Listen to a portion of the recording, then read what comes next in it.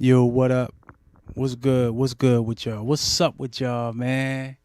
What's going on, man? You already know what it is. Your boy Juan G's up in the building, man. We definitely here right now, dog. And you know what we here for, man. It's the birthday countdown. Celebrate my birthday at midnight. Midnight thing. We about to do our thing, have fun, get it popping. You know how we do up in here in the Villain Spare, man. You know what I mean? Be petty as a motherfucker on these crazy ass people, man. You know how we do. You already know. But you already know I'm about to put the tunes on. About to get it popping. All that cool shit. But let's get it.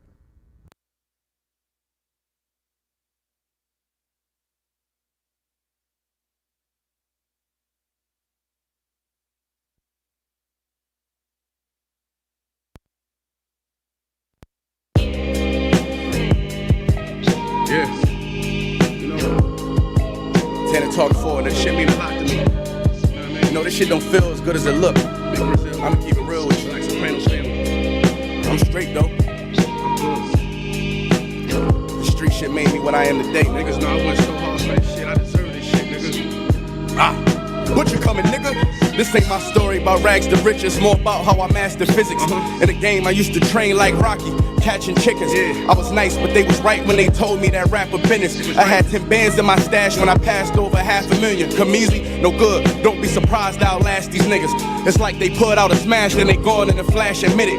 And then they make tracks and disses like that's gonna add up the digits. They showing fake racks and pictures like that's gonna attract the bitches. That was really me, nigga. I ain't have to act and conflicted. Only difference is I'm living, and I would've whacked one of them niggas who knew that after drug dealing I still be casual, spending mil plus annual income. So here's my manual, then some. And this east side shit still in me. My ability to turn words to imagery, probably the reason they gon' remember me. Figure we walk this tightrope with a feline's agility. The streets did so much shit to me I could never live civilly. I can never lead a scene without checking my mirrors visually. Come with that energy, cause some shit gon' always stick with me. They wanna know what I brought to Griselda. I say validity. They asking what work that niggas put in. I'm like, what didn't we? Problems, then I correct. Through the obstacles I progress. Illogical for them to feel they responsible for our success. Besides Kanye West, tell me who else I gotta respect. Cause I'm kinda perplexed. It's about time that I got my respect. It's the butcher, nigga. Let's go. About time that I got my respect, it's the butcher, nigga. Yeah. Cold fucking world. Griselda shit, know what I mean? Griselda. You know what it is, nigga. When I show up, I'm on 10, nigga, not 9. On the night I was born, the rain was pouring, God was crying, lightning struck, power outage, sparks was flying. The real one's here, the young boy that walked with lions around the outlines of chalk where the corpse is lying. Of course I'm trying to revive a sport that's dying, but the guns and the drug bars that y'all relying got these nerves thinking that you niggas hard as iron. But that just mean I ain't as comfortable as y'all with lying, stretching the truth. No, I never stress in the booth. They feel the pressure, me, I feel like I just left them a masseuse. Effortless, how I'm skating on these records is proof. I put your favorite rapper neck in a noose, never letting them loose. Cold world, the heater blast to your speaker. He the last of Mohicans, no weakness last in my sneakers. Nigga want me on the song, he gon' see the wrath of the reaper. I'm probably gon' go to hell if Jesus asks for a feature. I'm higher than niggas and don't need a bag full of reefer. Some see the glass is empty, I see a glass full of ether. Collecting his bread and mass like he a Catholic preacher. Just to count a nigga cash, you might need a calculus teacher. Eureka, Einstein on the brink of the theory of relativity. Really no MC equal. Feel me, Copen be lethal. Crip like an old MTV show. On God, the best rapper alive. Headshot, now go and ask the best rappers that died. They tell you he never lied, nigga. Yeah. Tenor talk.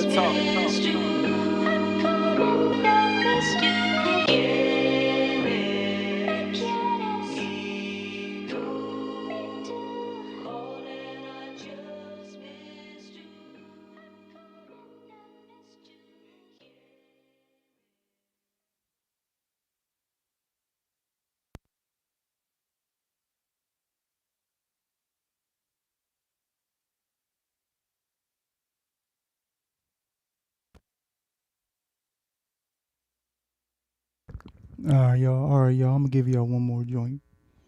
Give y'all one more right here. One more for y'all. I know I can't afford to stop for one moment.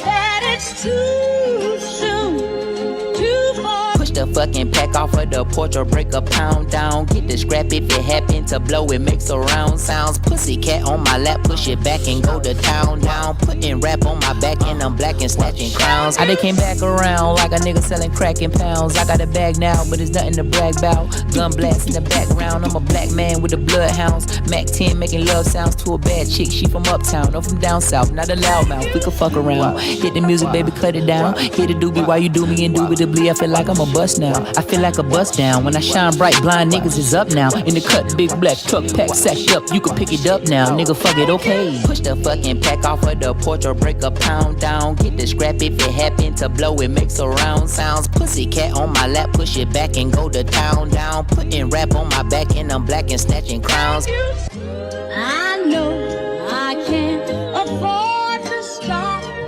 for one moment. That it's too soon to fall. Me and my money attached emotionally. I get the clutch, and if you get too close to me, I'm at the top where I'm supposed to be. Jumped in the gang, niggas act like they coaching me. 400 rats ain't shit but a show to me. I'm on the road and I bet that you'll hold with me. When I'm in traffic, it's always a pole with me. Pillsbury, man, I keep door with me. Hit from the back, she giving me slurp, and I ain't even pull my pants down. Jump in the box and slide to the other side, it's always a man down. Draw down, hands in the air, nigga make one move, get gunned down. Giving out smoke so long, they don't even wanna talk no more, they just run down. No lock doors, I serve with a chop. Bitch got spent, she was hanging with a op. We call him Mickey, talk to the cops. I was on Pinedale, glass in the sock. Back in the day, I invest in the block. Fast forward now, I'm investing in stocks. I put a drum on the heckling cots. Don't play cause I'm very invested in shots. Push the fucking pack off of the porch or break a pound down. Get the scrap if it happen to blow, it makes a round sounds. Pussy cat on my lap, push it back and go to town down. Putting rap on my back and I'm black and snatching crowns. The pussy cat in his face cause he stay on shut your breach. Then I took it back, now he's sick that he's shaking and he's shivering. Like the way it tastes and he ain't ate it in a minute. They call me a baby but I still got hella shit. Oh shit, run that motherfucking crown, you bitch. You motherfucking bitch. Shit, sorry in advance for my bros. They'll whip a nigga ass, what you whipping up? Shit in the back, if you looking for the dope, niggas got it in the bag, cause we trapping on the low. And I'm the shit with the flow. Give me a joke. Heard the nigga say that you the next. No, I'm the best. Tell them bitches stop the motherfucking press stop. Fuck a top 5, let's get him a vest. He get lopsided. Fuck the cops, we was running from Rottweilers. Most of my partners ain't had papa, just a pop condom. Couple kids with Alzheimer's, 40 on his side. Boy, you might all stop. He on the block violent. Robbing niggas in the hood and then swap genres. Green light, line a nigga up, stop sign him. Keep driving, you will not find him. I'm an anomaly. I turned into a rap ironically. And ran the back up, niggas is on me. Niggas should honor me. If you think I'm a wannabe, it's pretty comedy. I'm melancholy and cool, so calmly busting moves. My troops carry velocity. Same posse since Osh Posh Bagosh Pussy Clock. Treat the rapping like a pushing rock. On the stove with the Pyrex pot. The dough stay locked, it don't say knock. We on they block, It's Monopoly games, we stole they properties. Smooth talking and moonwalking. The same little nigga, small pun but a pool shark. I aim big stick, knock chalk off cue balls. Bang this shit.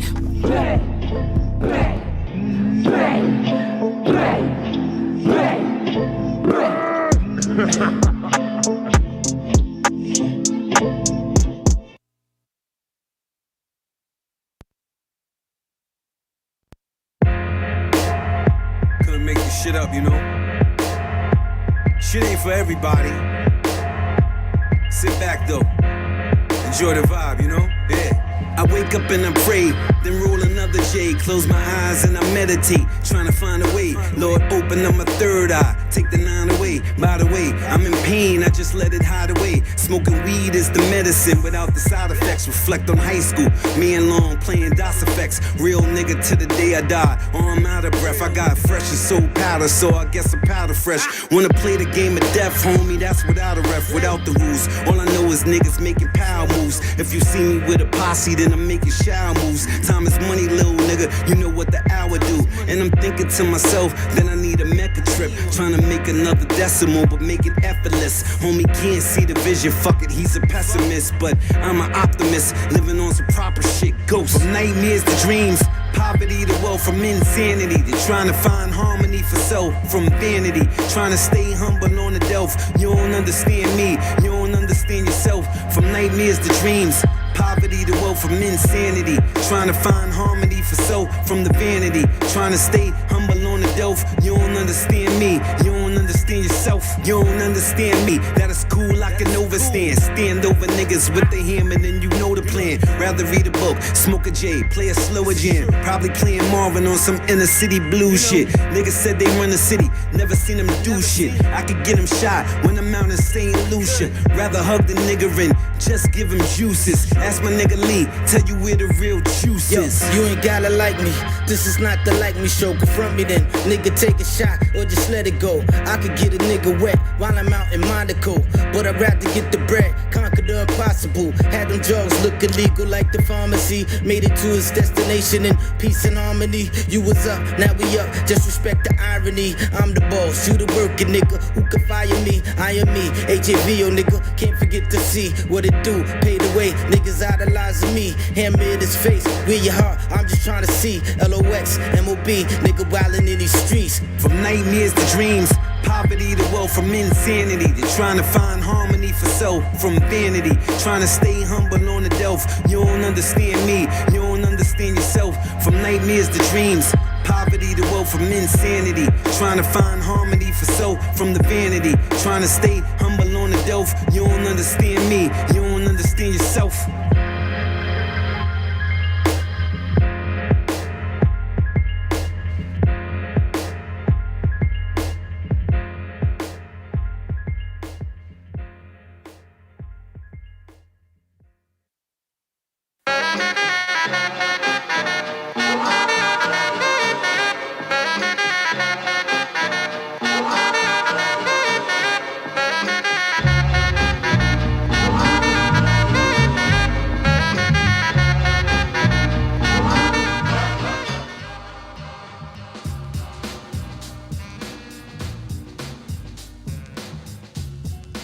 Yo, what up? What is good? What is going on? What is up? What is up with y'all? What is poppin'?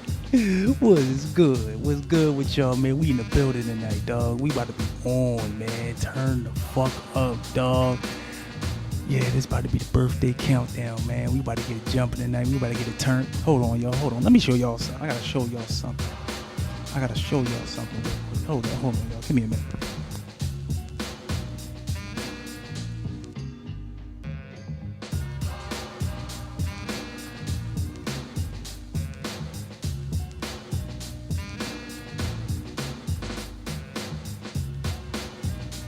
Alright, y'all, hold on. Let me cam up for y'all real quick. See if y'all can see me. Alright, yeah. Here we go. Hold up. Let me show y'all something, man. Fuck y'all mean?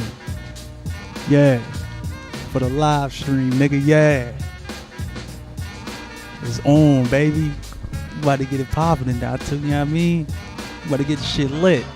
For real, man. We about to get shit jumping out here, dog. For real. You dig me? And we have a lot to talk about. Too. We have a whole bunch to talk. We gotta talk about this James Harden and Ben Simmons trade. We have to talk about that, man.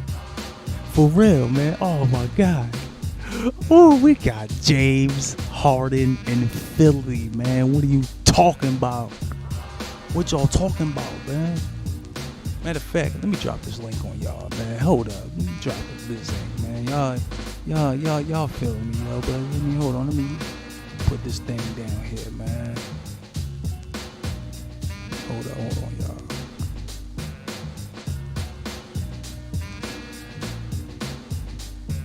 There we go.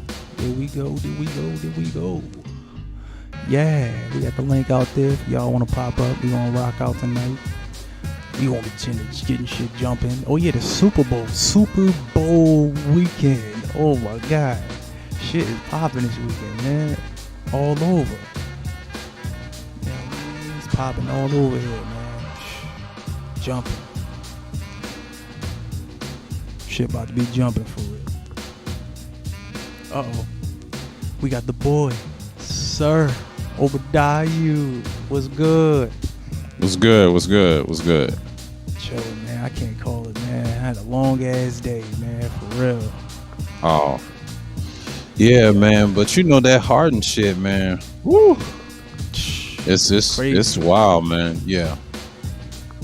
It's real. It's wild, crazy. Man. Oh man, that's gonna be interesting. But I mean, y'all have like a 2-year title. I think the advisor said it. I should say 3 because Brooklyn only has a year because of Durant. I don't even trust Brooklyn like that. You know, they still gonna be the Nets. That All-Star lineup is nice. I like it. Oh yeah, you checked it out. Yeah, I checked it out. I checked it on my phone. I said, well, damn, that's a good lineup. Right. Yeah. Yeah, I believe that the Sixers got a good squad. Even though we got rid of Seth Curry, but who would you rather got rid of? Tobias Harris or Seth Curry? You know what I mean? Because we had Tobias way longer than we had Seth. Yeah. You know what I mean? Yeah, he was good, but he wasn't winning for y'all. I've been watching him for the past couple of years. I mean, he's okay. He could be inconsistent, but yeah. I mean, now the pressure's on MB, but you know how it is. Well, MB The advisor, what's going on? Advisor, what's good? Oh, hell, Gray Skull. What's going on, Utah? Utah? Yo, man. You know what I mean? The Ghost Villain's birthday action with the whole bottle of Henny. No cup, no chaser, straight with the neck action. Oh, no. I got the shot glass. No, I ain't about to do all this. I was just showing the bottle. He's just showing the bottle. Yeah. I mean, I would have done it too on my birthday, but you know, I always have chill ones. But I've drunk some alcohol on my birthday in my 20s, man. Them days is gone. Yeah. He said them days gone. Yeah. Hey, man, you don't want to be up here with piss sitting in the stream. Oh, urine. You mean urine. Uh-oh. Dialysis urine. My fault. Y'all starting that pettiness already. Oh, man. Your birthday, we got to calm it down. The petty spirit can't be moving on the birthday. No, we can move it a little bit, but goddamn. But you know, last night, the numbers went great. Didn't get hit, man. Oh my God. I need to see the replay of that. I'm probably gonna see it tomorrow because I don't know what the fuck I said. The fence niggas off, but the title, you know, I had to do something different. You know, it's one of my petty moments, right? I said, yeah. I said, have we outgrown the shit? And I said, yeah, let's add RP talking points. Let's add gender politics. Let's add the PPTs, the endless SPE. Yeah. Yeah! We raising hell tonight! Look at that, I got the birthday thing in the back. Nigga, throw that one. No, I just never took it down for my son. I'm being lazy. But yo! Yes! You got the gift of Penny! You know what I'm saying? Long hair gang in the house and shit, nigga. Gang! No mercy, no masculine. No mercy! Oh, hell! This motherfucking bitch. There are no masculine mercenaries in sight. We are letting you niggas. Burner! Exactly. Oh, there we go. Yeah. No masculine mercenaries in sight. Okay. Oh shit. Yo, baby. Oh hey, man, I'm pissing niggas off, man. I'm sorry, 1Gs, man. Like, I'm glad. So the replay value, you know what? I'm glad I kept that shit, you know, because it was on my mind, man. I was like, geez, these niggas crazy. But you know, I picked the right screenshots to save on my Chrome OS, man. I picked the right ones I'm gonna talk about and explain why I picked those screenshots. It's damning, but it is a form of dereliction, man. I don't know if they have the streams up or not. And I said to myself, it's just funny as hell. When I saw that stream, I don't know where I was at. I said, these niggas is wild. Hey man, it don't matter because you got the evidence. Yeah. You got the evidence. Yeah, I got the evidence. It's all my shit, man. Juan G's, man, y'all got. Wait. Hold on. I'm gonna ask y'all, what the hell has been going on like for the past 2 days for real? I haven't really been on like that. I've been chilling with y'all, but I don't know what's really been going on. It's I heard it's new. war. I heard Nick. Oh, I seen my nigga jawline with no shirt on trying to be sexy. Oh yeah, Like about that. I mean, we're gonna get to that. We're gonna get to that too, the tail end of it. But the Igmore clan, man, it's just they are so hilarious, motherfuckers. Last night I had some screenshots on their ass, and then I saw Cooter was asking for a link, but the Grandmaster said, "I'm gonna be a snob. I'm not gonna give you no fucking link." You know, I was like, "Damn, Cooter, like, come on, bro." I was like, "Come on, bro. You whine if the Grandmaster he had to address. He addressed what he addressed. It was just a bullshit stream he had to address. I know Art's doing his fucking thing, acting like a fool right now. A female? And it's just, but Charles went live just now. And shouts out to Charles, man. Like, hey, he's getting them buckets, them numbers, man. Charles telling doing you. his thing, most definitely. Yeah, man. Like, yeah, Charles is going in. We'll see.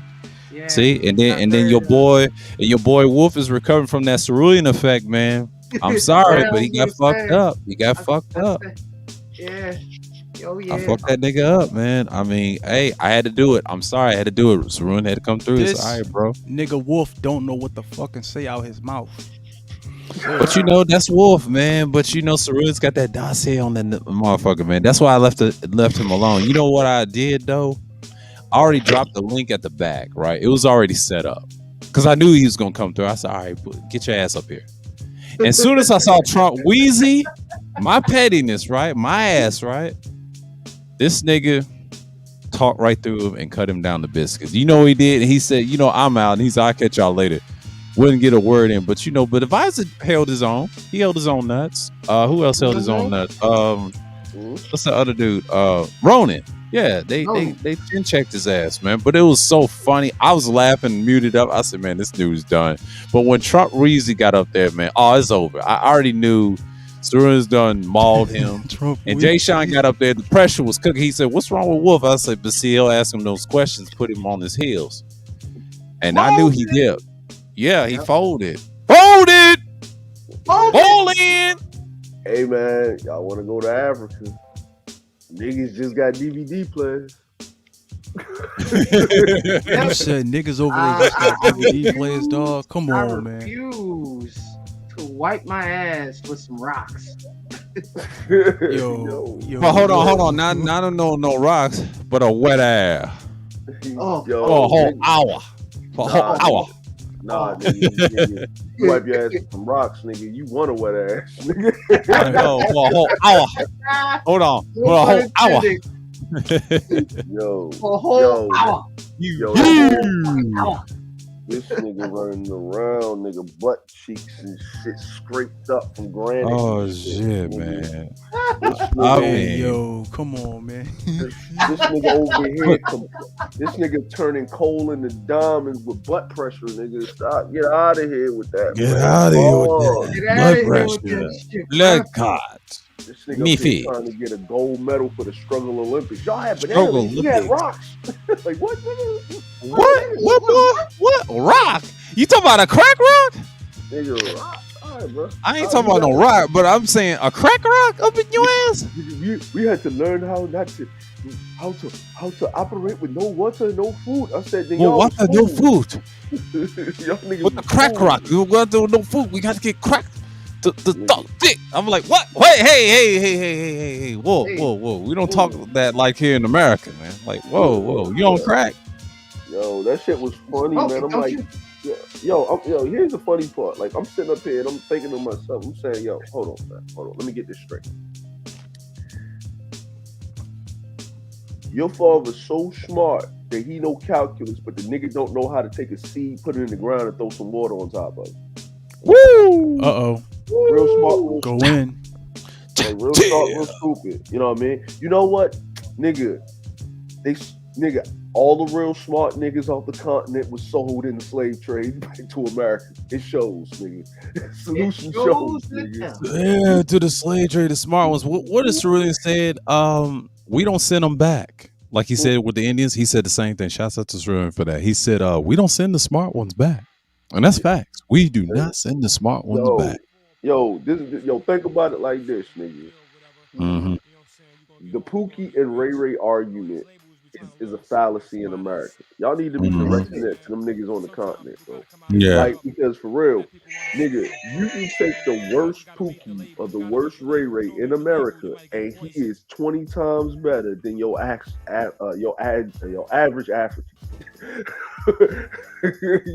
Facts. I agree. Yeah. Man. That shit crazy, bro. Like, nigga. Nah, man. We saw that shit. Them niggas running the freedom thing. Oh yeah. Man. Like, them niggas is like they won a war. Them niggas is running with no shoes, no shirts, and sweatpants.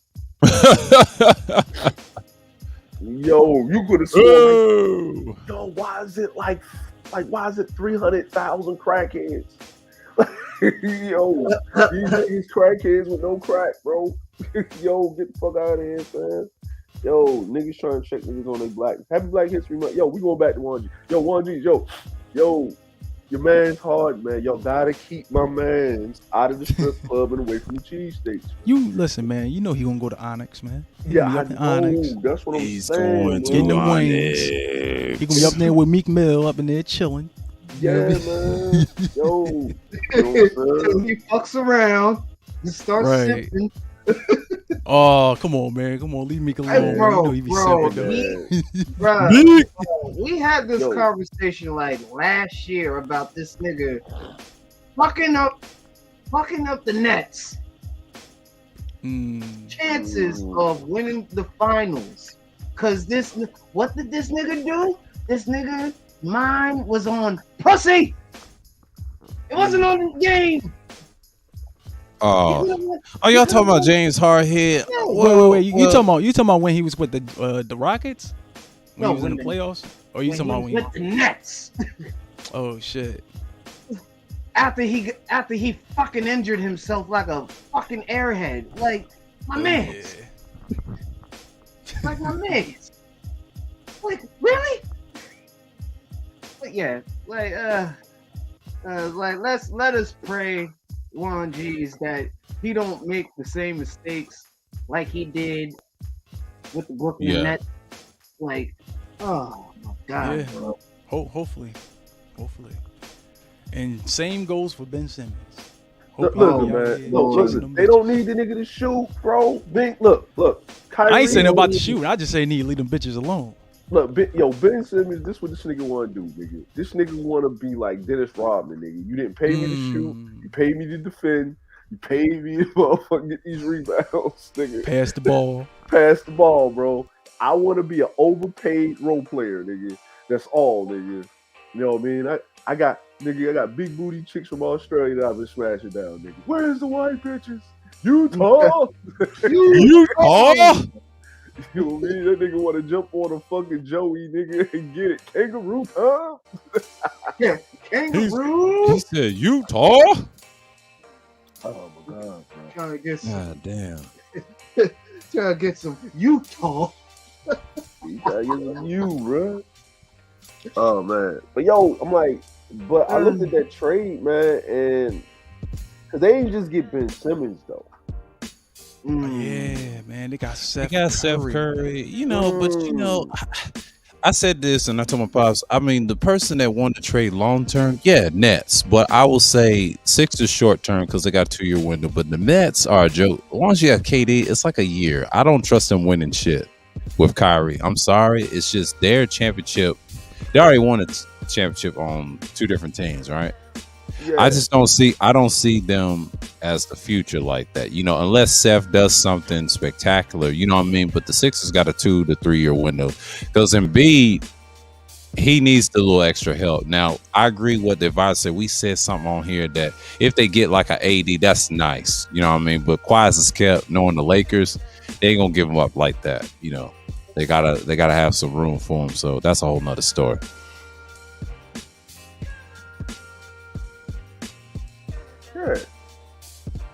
Hey, man. Yeah, this shit's crazy, bro. Like, but hold on. Where's the hold on, I can't. Hold on. Yo, cause the Brooklyn got Brooklyn got dude, but then they got Seth, man. That's like because Kyrie don't really defend the basketball, man. So he don't really defend. So and the nigga ain't even there. So like he's always hurt a lot. That's why I don't trust the Nets trying to win. He ain't hurt. That nigga play when he's injury prone. Yeah, he's a brittle player. Like, why would you want someone like that? Well, you know what I mean? He play with weak ass knees. he play when he wants to.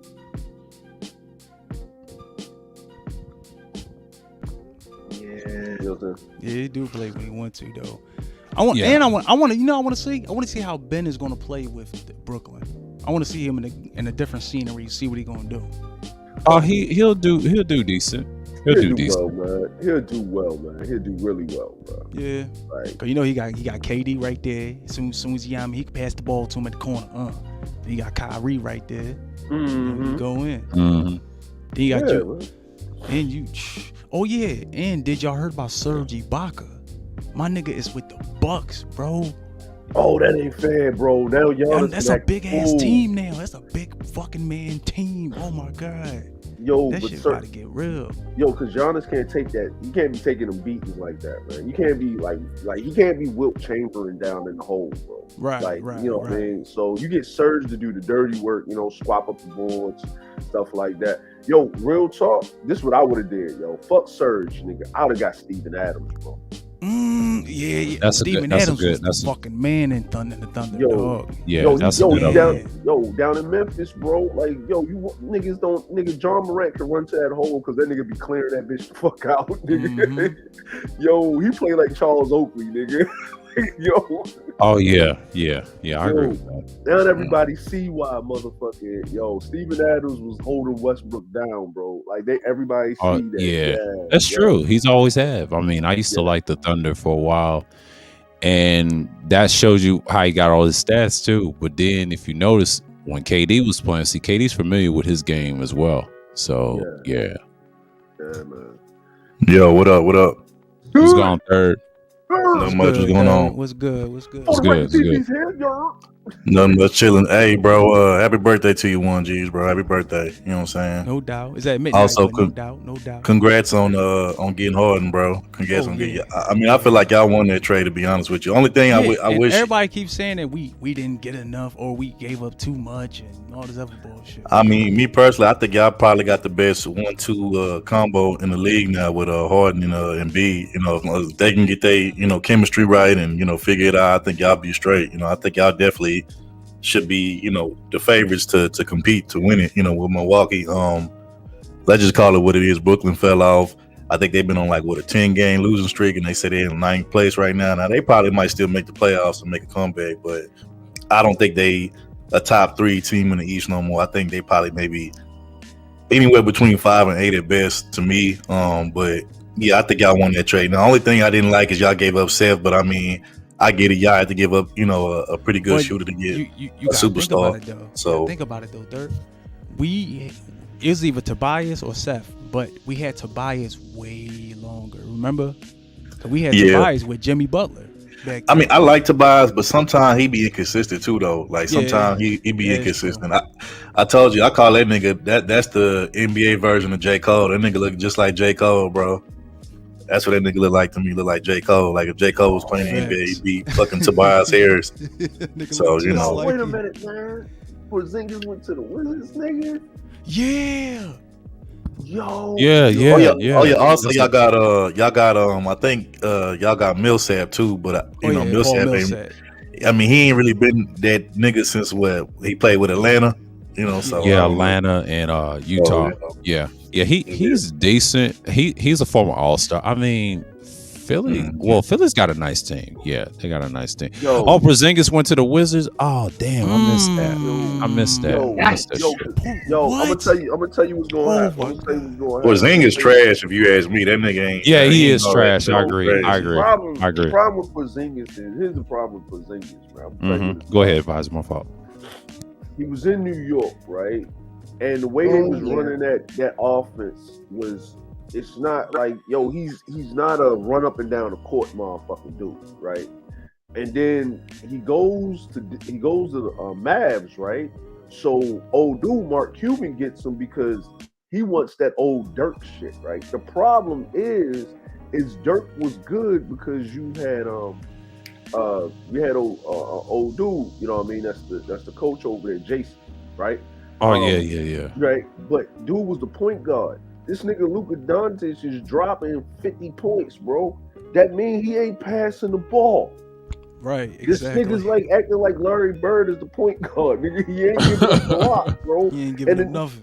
He ain't giving up nothing. He ain't giving no jack shit. Nigga, it's called pick with no roll, nigga. You pick it and I'm shooting. Nigga, it's picking and nigga. shooting. You know what I'm saying? Burning and looting. Yeah, and then he going to Washington. You know who over there, man? Fucking Kyle. I don't pass the ball, Kuzma and shit. Yo, shit. Yeah. Yo.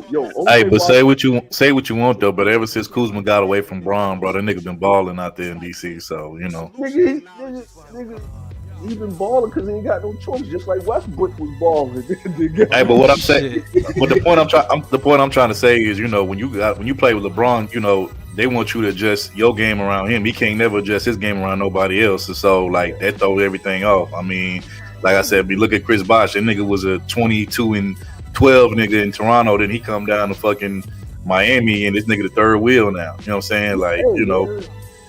K Love, you know, K Love, you know, was a double nigga in Minnesota. He come to Cleveland, end up being a third string nigga. And then look, ever since they won that one chip, you ain't even heard that nigga name ever mentioned since then. So I mean, like that's the effect of being with LeBron. When you play with him, your personal game gonna suffer, and then you know when you leave, you gonna start shining. So I mean, you know, here's the other one, right? Kyle Kuzma, does he got a ring? I mean, yeah, but that was only. Let's keep it real. That whole bubble ring, that shit was trash. Because you see, that shit was bullshit. That was some bullshit. Matter of fact, I don't even agree with this dude on damn the majority thing he said. But even Colin Cowherd said it the other day. He said the only reason why the Lakers won that chip in the bubbles because that was when COVID first hit, and they had like a 4-month grace period for LeBron and AD to get healthy. Okay. And you know, for them to to get healthy and shit. And then as soon as they came back, they was healthy. They won. But he was like, you know, while everybody else is playing since then, and, you know, it ain't been no breaks. He like, what the Lakers look like now? And he like trash. And I'm like, exactly. Okay. How about this? Right, the first championship Steph and them won against LeBron. Where was Kevin Love and Kyrie? I mean, I know they was injured, but no, they was injured. But no, but here's you got to understand. I already know you're trying to go with that, bro.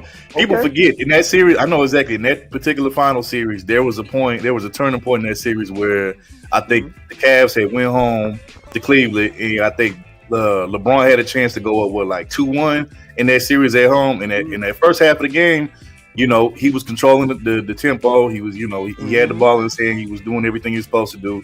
But then, you know, he start, you know, going away from that and start, you know, jacking up the ball and shit and, you know, turning the ball over. And that's really, to me, that was a turning point in that series because had they won that game, that was game 3. Had they won game 3, I think that they probably would have won that series. All right. So now it was Draymond, it was Clay, it was Steph, then there was Iguodala. Okay. So we got that, right? Because, you know, Kyrie and Kevin Love won that, right? They won that, right? Now, here's the other one, right? Now we do forget that the Warriors almost didn't even get there until old dude put his leg up underneath what's his name? Old dude, Kawhi and shit. Remember Kawhi was cooking their ass, right? You know what I mean? Bogut and shit. Did that fuck shit, right? Kawhi came down, fucked the shit up, right? Out for the series, right? Because he was cooking, right? Now, even that's what I said, right? When history looks back at championships, it ain't going to look at it because Jordan got a whole bunch of lockout championships, right? You know what I'm saying? That was that COVID caused the lockout. You know what I mean? Say it if there's not, you know what I mean? Injuries happen. You know what I mean? Last year, motherfucker Anthony Davis hurt, LeBron was hurt most of the time, pulled shit. They get bounced off the first time in the first round. Like LeBron never got bounced out the first. But it's the results, right? And the results is this. The results is Kyle Kuzma was on a team that was trash. LeBron came. He kept him. Everybody else went. However way they won a championship, they won it with Mr. Glass Anthony Davis, right? They won, right? AD got a title, right? You know what I'm saying? Kyle Kuzma got a title. Even J.R. Smith with no shirt on again, coming off the bench. You know what I mean? Got that nigga off the couch, got another title, right? You know what I'm saying? You know what I mean? D Wade got a title, right? Chris Bosh, think about this. NBA Finals, Game 6 against the Spurs, Chris Bosh was getting cooked by Tim Duncan. And the only reason he had anything on the stat sheet is because Greg Popovich had a brain fart and Tim Duncan was sitting on the side because he needed a breather, and he got that rebound to over there. Wait, are you talking about? Wait, which series are you talking about? The one? You talking about the one? You talking about the Spurs series, right? With the Cavs, right? Okay. Yeah. The Spurs series with the. I mean, with Miami. My bad. I said the Cavs. Miami. Yeah. Remember, they was bringing out. They take. Listen, half of the crowd in Miami left and went home. They was bringing out the trophies, right? Yeah. And Chris Bosh the whole game, right? LeBron brought them back. Remember, they was getting cooked. Wait. Yo, we bringing up Chris Paul. We keep forgiving about Ray Allen. Yeah, let's keep it a buck. If it wasn't for that shot, they wouldn't have won shit like that. No, hold on, wait a minute. Well, no, let's keep it a buck. If it wasn't for LeBron bringing them niggas back after Chris Bosh was getting cooked, but Ray Allen, if Ray, let's say Ray Allen missed that shot, they not winning that chip, bro. The Spurs is winning. So that shot was the crucial turning point of that whole series, really, to be honest with you. Okay, but to get to the shot, remember they was getting blown out. LeBron brought them back to get to the point of the shot. No, I get what you're saying, bro, but let's just keep it real. If Ray had missed that shot, what would have happened? We all know the Spurs probably would have won that series and would have won another chip. So, like, they would have won another chip. But here's the thing, right? Yes, people gotta adjust their game, right? But here's the problem, right? Chris Bosh ass was light in the waist. Tim Duncan was manhandling his ass down in the hole, right? The whole year, Chris Bosh was light in the goddamn waist, right? He didn't want to get in the hole. He didn't want to do shit. He wanted to be like AD. Look at AD now.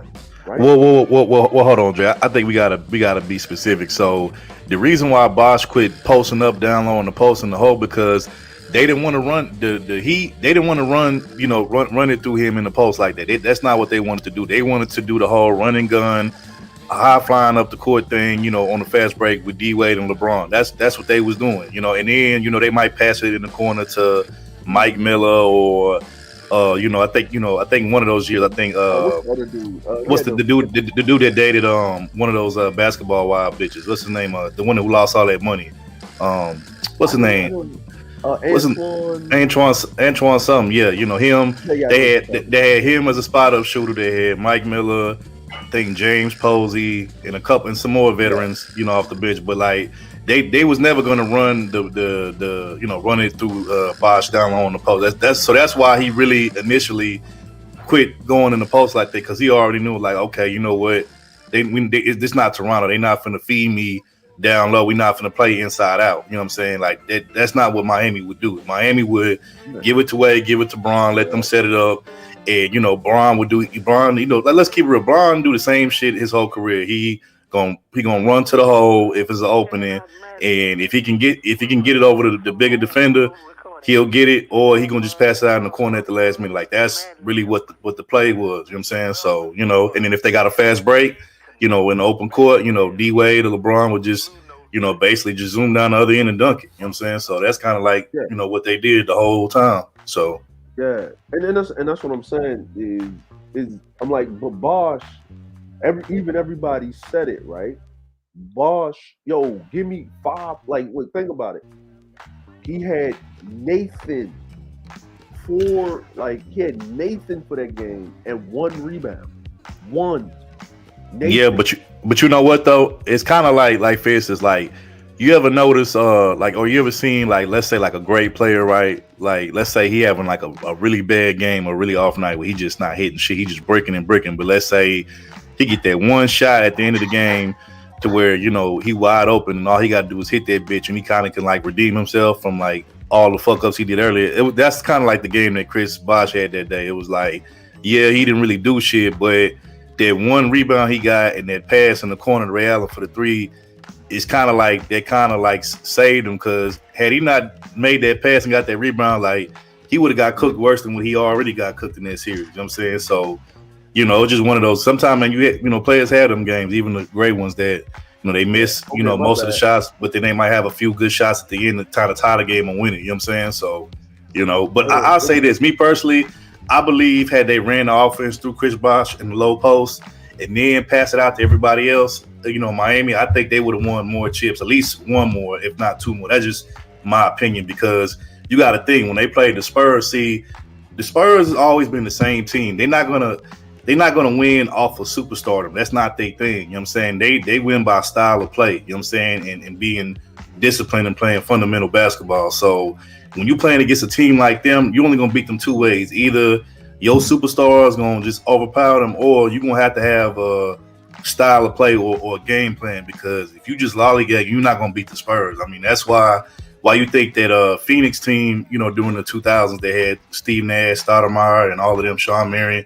That's why they can never get past the Spurs, because the Spurs actually play organized, structured basketball. Meanwhile, Phoenix is playing, you know, that run and gun shit, but they had no. It was no. I mean, not even just. I mean, yeah, no defense. I mean, yeah, but I mean, let's just be real. There was really no structured. I mean, the only thing they were structured on was offense. Outside of that, they really had no really game plan on nothing, really. You know what I'm saying? So he wasn't going to beat them. And then let's be honest. You know, you said that Bosh was getting cooked by Duncan. I mean, let's just be real. Who haven't Duncan really cooked that he played one-on-one? There's probably very few niggas Duncan didn't cook. I mean, maybe Shaq in his prime, but outside of that, I mean, I can't really think of too many guys Duncan didn't really cook like that. You know what I'm saying? So well, I'm going to read this to you, right? Now, for them to get the overtime, now in the first quarter, Miami won 25-27. Second quarter, 17-25, right? Third quarter, 21-25, right? The fourth quarter, for them to tie it up and then go into overtime, Miami 30-20, right? Now, even though Miami's a good defensive team, and if we look at these scores right now, right, it's 100-103. And then in overtime, Miami scored 8 points, San Antonio scored 5 in overtime, right? You know, these NBA standards now, nigga, this is a low-ass scoring game now, but back then this was high scoring. But the fact that they was bringing it out, right? And Ray Allen played 41 minutes. He had 41 minutes. Everybody did what they needed to do, but the thing is that Bosh was used to being in when he was in Toronto, right? He was in Toronto. The problem is that if you really look at it, LeBron James was made to run that offense. He ran it, but Pat Riley, or his proxy, aka Eric Spoelstra, ran the same offense that they ran with the Showtime Lakers. That was the same offense. Yeah, but you know what the difference was? The difference was the Showtime Lakers had a deeper roster than that Miami team, you know, in the 2010s or whatever, you know. So I mean, because you know, if you talking about the Showtime Lakers, you talking what, Kareem, Magic, right? You know, you talking Michael Cooper, Byron Scott, James Worthy. I mean, like, they had so many people. Even coming off the bench, they had, you know, guys who could, you know, like hold their weight. So, you know.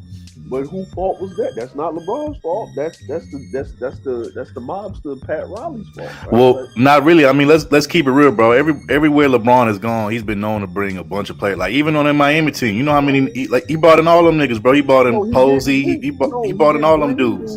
Posey was already there for the first chance. He brought in Mike Miller. Mike Miller came. Hold on. Look. James Posey was there for the first title with D Wade and Shaq and them. And then Pat Riley shipped his ass to the Celtics. Then he brought him back. Pat Riley made that roster. It was not LeBron James. The only thing LeBron wanted was Melo. Melo didn't come. And then they said, all right, Bosh, yo, you want to get it? Come in. And Bosh was like, cool, because guess what? If Bosh didn't come to Miami, D-Wade and LeBron was going to Chicago. Are you talking about the 06 roster? Yeah. We're talking, okay. Bro, LeBron has brought some vets with him wherever he go, bro. What was that dude? What was the dude that he brought the even the dude? What was the dude name? That used to be on Cleveland with him. That was like one of his best buddies. What was that dude name back in the day? What was his name? Is it Damon something? I forgot his name. Damon Jones. Yeah, Damon Jones. Like, yeah, bro. Like the nigga would bring. He never played. Like Damon Jones played like if they was blowing somebody out. Damon Jones. I think he brought Mike Miller with him too. But what did Mike Miller do? Mike Miller was jacking threes up. His back was fucked up. But he was splashing them hoes though. He was splashing them. He was splashing them. So when LeBron suggested somebody, right? At the end of the day, he's not the damn GM. He makes a suggestion, right? And we all know recently these last 2, 3 years, 4 years, whatever it's been, he been the GM in LA and how that worked out for him. They got a championship. That's how it worked out. Nah, I'm talking about. I mean, let's keep it real. Like I said, that that's an asterisk title if you ask me. But even if we did, what I'm saying, but ever since that one title, what have they been? They haven't really been that. Matter of fact, I can make a case right now that within the past maybe 10 years, the Clippers have been more relevant than the Lakers, especially if we talking about winning. If we talking about winning. Look, check this out. Bro, they've been to the playoffs more consistently. Okay. Have the Clippers ever won a title? I mean, no, but I mean, let's just be let's be real though. Which team, before they got LeBron, and even after they got LeBron, which team consistently has won more and been in the playoffs more? It's been the Clippers. Even if you take a title out of it, the Clippers been more relevant, not necessarily culture wise, but I'm talking about winning wise, not culture wise. Let me put it to you like this. This is what winning is in the NBA, right? Winning in the NBA is winning the title, right?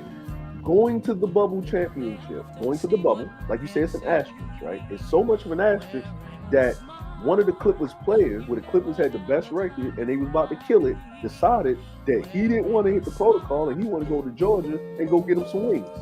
You talking about dumbass Lou? Yeah, that nigga stupid. But the Clippers gave up in the bubble. They couldn't mentally handle it and they left. Right? They pretty much got themselves booted out, right? Like how do you put yourself in multiple up 3-1 and almost get annihilated? You had multiple teams come back, scrub teams come back and get your ass up out of it. But fam, look, the Lakers might not, bro. The Lakers looking like this year, they might not even make the playoffs, bro. Which that's a complete failure. And then let's keep it real. LeBron and AD didn't come to LA to win one championship. They came to win multiple. So if they don't win one more, that'll be worse than LeBron in Miami, because remember when he first got there, that press conference, what did he say? They was gonna win damn near up to 7, and they only won 2. Which to me, I thought they supposed to at least win 3 in my eye with that squad that they had. Okay, here's the thing, right? Here's the other thing, right? They won 2. They said all that, it didn't work out, right? There will be no more 3-peat title champions in the NBA after the Jordan era. It won't be. It's not going to happen. Because you know why?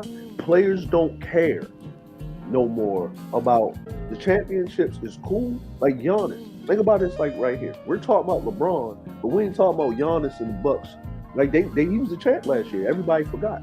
Everybody cares more about what LeBron is doing, right? Even if he's win, lose, or draw since the age of he picking up a basketball in high school than any other person. Yo, Kawhi Leonard and Paul George was at the Rams game, playoff game, right?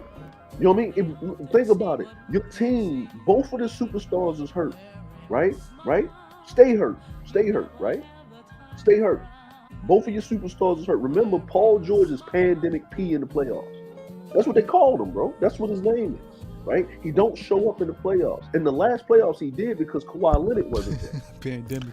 I mean, I'm gonna keep it real. I've never been a Paul George fan. I mean, that nigga, he blew it in Indiana, bro. Like them niggas had a chance to knock off Miami and they blew it. So you know. So, and here's another one. Here's another one. He didn't blow it. Roy Hibbert. Yeah. Yo, but here's the thing, right?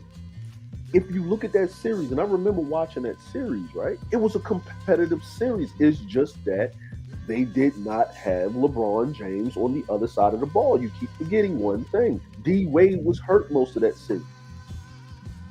He was like, you don't know if he's gonna play. He was on a minutes restriction. His knees was fucked up. Like, it was actually LeBron and Chris Bosh that carried motherfuckers in the Indiana series. Quiet as his cap. Yeah, it's true. You know what I'm saying? You know what I mean? Like, so when we look at a lot of things and surrounding it, right? Like, here's another thing, right? Kawhi Leonard only got that title in Toronto because LeBron James was on the Lakers. Because if he was in the East, Toronto would have never made it out of the East. No. Again. Oh right? shit, yeah. You know what I'm saying? So he was on the Lakers, right? It was a young team. They wasn't going nowhere. Wait, hold on. So you saying if that team that Kawhi was on, the Raptors team that year in the East, if LeBron was in the East, you don't think they would have made it?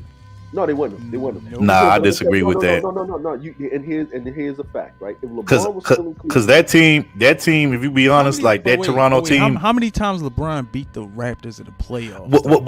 No, I get what you're saying, and I know y'all was gonna hit me with that. But here's the thing: you forget that was when they fucking had DeMar DeRozan. Like, let's keep it real, bro. Like, DeMar DeRozan, DeMar DeRozan even admitted, because they asked him one time, they was like, "Why y'all could never be LeBron?" And this nigga basically admitted that he was like a stan and a fan of LeBron. Like, I ain't saying you ain't supposed to be looking up to certain players, but come on, bro. Like, when you on the court, bro, it's fuck that nigga. Like, I'm trying to compete with him. I'm trying to tear that nigga head off. Right, let me help you out. But that Raptors team, to me, that Kawhi had was better than the Cavaliers would have had that year. Okay, so check this out. LeBron in the East, especially after Kyrie left too, because didn't Kyrie leave during that summer? LeBron still went to the finals, and Kyrie they weren't going nowhere, right? So now let's get back to it. How did the Raptors get to the finals? A lucky bounce off the lucky punk ass bounce, bro. And remember, hey man, the ball never lies though, bro. Once it's that motherfucking in, it's in. Yo, so what would have happened is, and I'm gonna tell you what would have happened, like it usually happens, right? Kawhi Leonard, if you think about it, if you look at his track record, right? Kawhi Leonard, right? He won that game. They won the game, but think about it. Ben Simmons did not shoot, and it took a lucky bounce, and they came back, right? They came back. So that was more on Doc Rivers or whoever the coach was. I don't think it was Doc Rivers. It was Michael Brown. So they actually came back because they was up. They could have finished the Raptors off, right? But the Raptors came back. I'm saying it was a good team. Dude, whenever LeBron had the Raptors down, bro, he annihilated them. Yeah, because they had sorry ass DeMar DeRozan, bro. Like, I keep telling y'all, this nigga was too big. This nigga was too busy being. But let's keep it real though. As soon as fucking DeMar DeRozan left, in the next year, what Kyle Lowry do? He balled out that whole playoff series. The nigga balled out. Like, even though I'm not even a Kyle Lowry fan, I don't care for him nor DeRozan. But as soon as not Kyrie, but as soon as Kawhi got there, nigga balled the fuck out. But Kawhi wasn't even playing most of the time because he was low managing himself because they wanted to keep the nigga. So here's another one, right? They go to the finals, right? Then the Siakam dude stepped up too. That season, him and that Fred Van Vliet dude. Right? No, he was always nice. Fred Van Vliet was always nice, but they was there for a minute. Now, here's the funny part, right? Remember, KD went down, right? They still almost won. If Clay didn't go down, bro, why would they have a title? Bro, no, you know what? I agree with you on that last part. I said if Clay wouldn't have got hurt, then Golden State would have won another chip. Agree with that. Okay, so here we go, right? The bubble champions and asterisks. Well, guess what? The Toronto champions should be an asterisk too. You know what? Matter of fact, Magic's championship against the Pistons where Isaiah fucked his ankle up should have been an asterisk too, right? You know what I'm saying? You talking about the one in '88? Yeah, the one in '88, right? Oh yeah, I mean that's a fair assessment. You can say. Now I get you at that. Now Toronto, that's a little iffy. Now here's the thing: Sixers should have won if Kawhi wouldn't have made that shot, Sixers should have been in the finals. That would have been an excellent final. I'm gonna give you another one. I'm gonna give you another one, right? Yeah. So If we can't use KD Toronto. Yeah. would have took them size 14s and kind of moved his toe back about an inch, bro. John, listen. The 76ers wouldn't have played the Bucks. Well, no, hold on. What was it? The Bucks? No. It was the Nets, right? The Nets would have played the was it Atlanta, right? Uh-huh. But then guess what? Chris They'll Paul play the would have won Suns. championships. Because guess what? KD was not beating Chris Paul with all of them boys down over there in Phoenix. They would have ran them niggas off the fucking floor. Oh yeah. See, what his I'm best competition would be any of those teams like LeBron and all them. We understand that. But Yeah, and the Phoenix, I give you that. I give you that. And 'Cause Giannis, that'd be I'm their gonna first tell you what championship. Giannis is doing. Giannis Uh-huh. is playing like how LeBron, like LeBron couldn't play like that back in the day. No, You he know could. why? Because the NBA wasn't built on small ball, right? But let's just Yeah. say Giannis, right, is playing like how LeBron wants to play, right? Right. He's young. He can run down the court. Yeah, he working on the shot or whatever, but he got shooters around him and dudes to play the perimeter D, right? Ain't nobody in the hole stopping Giannis, bro.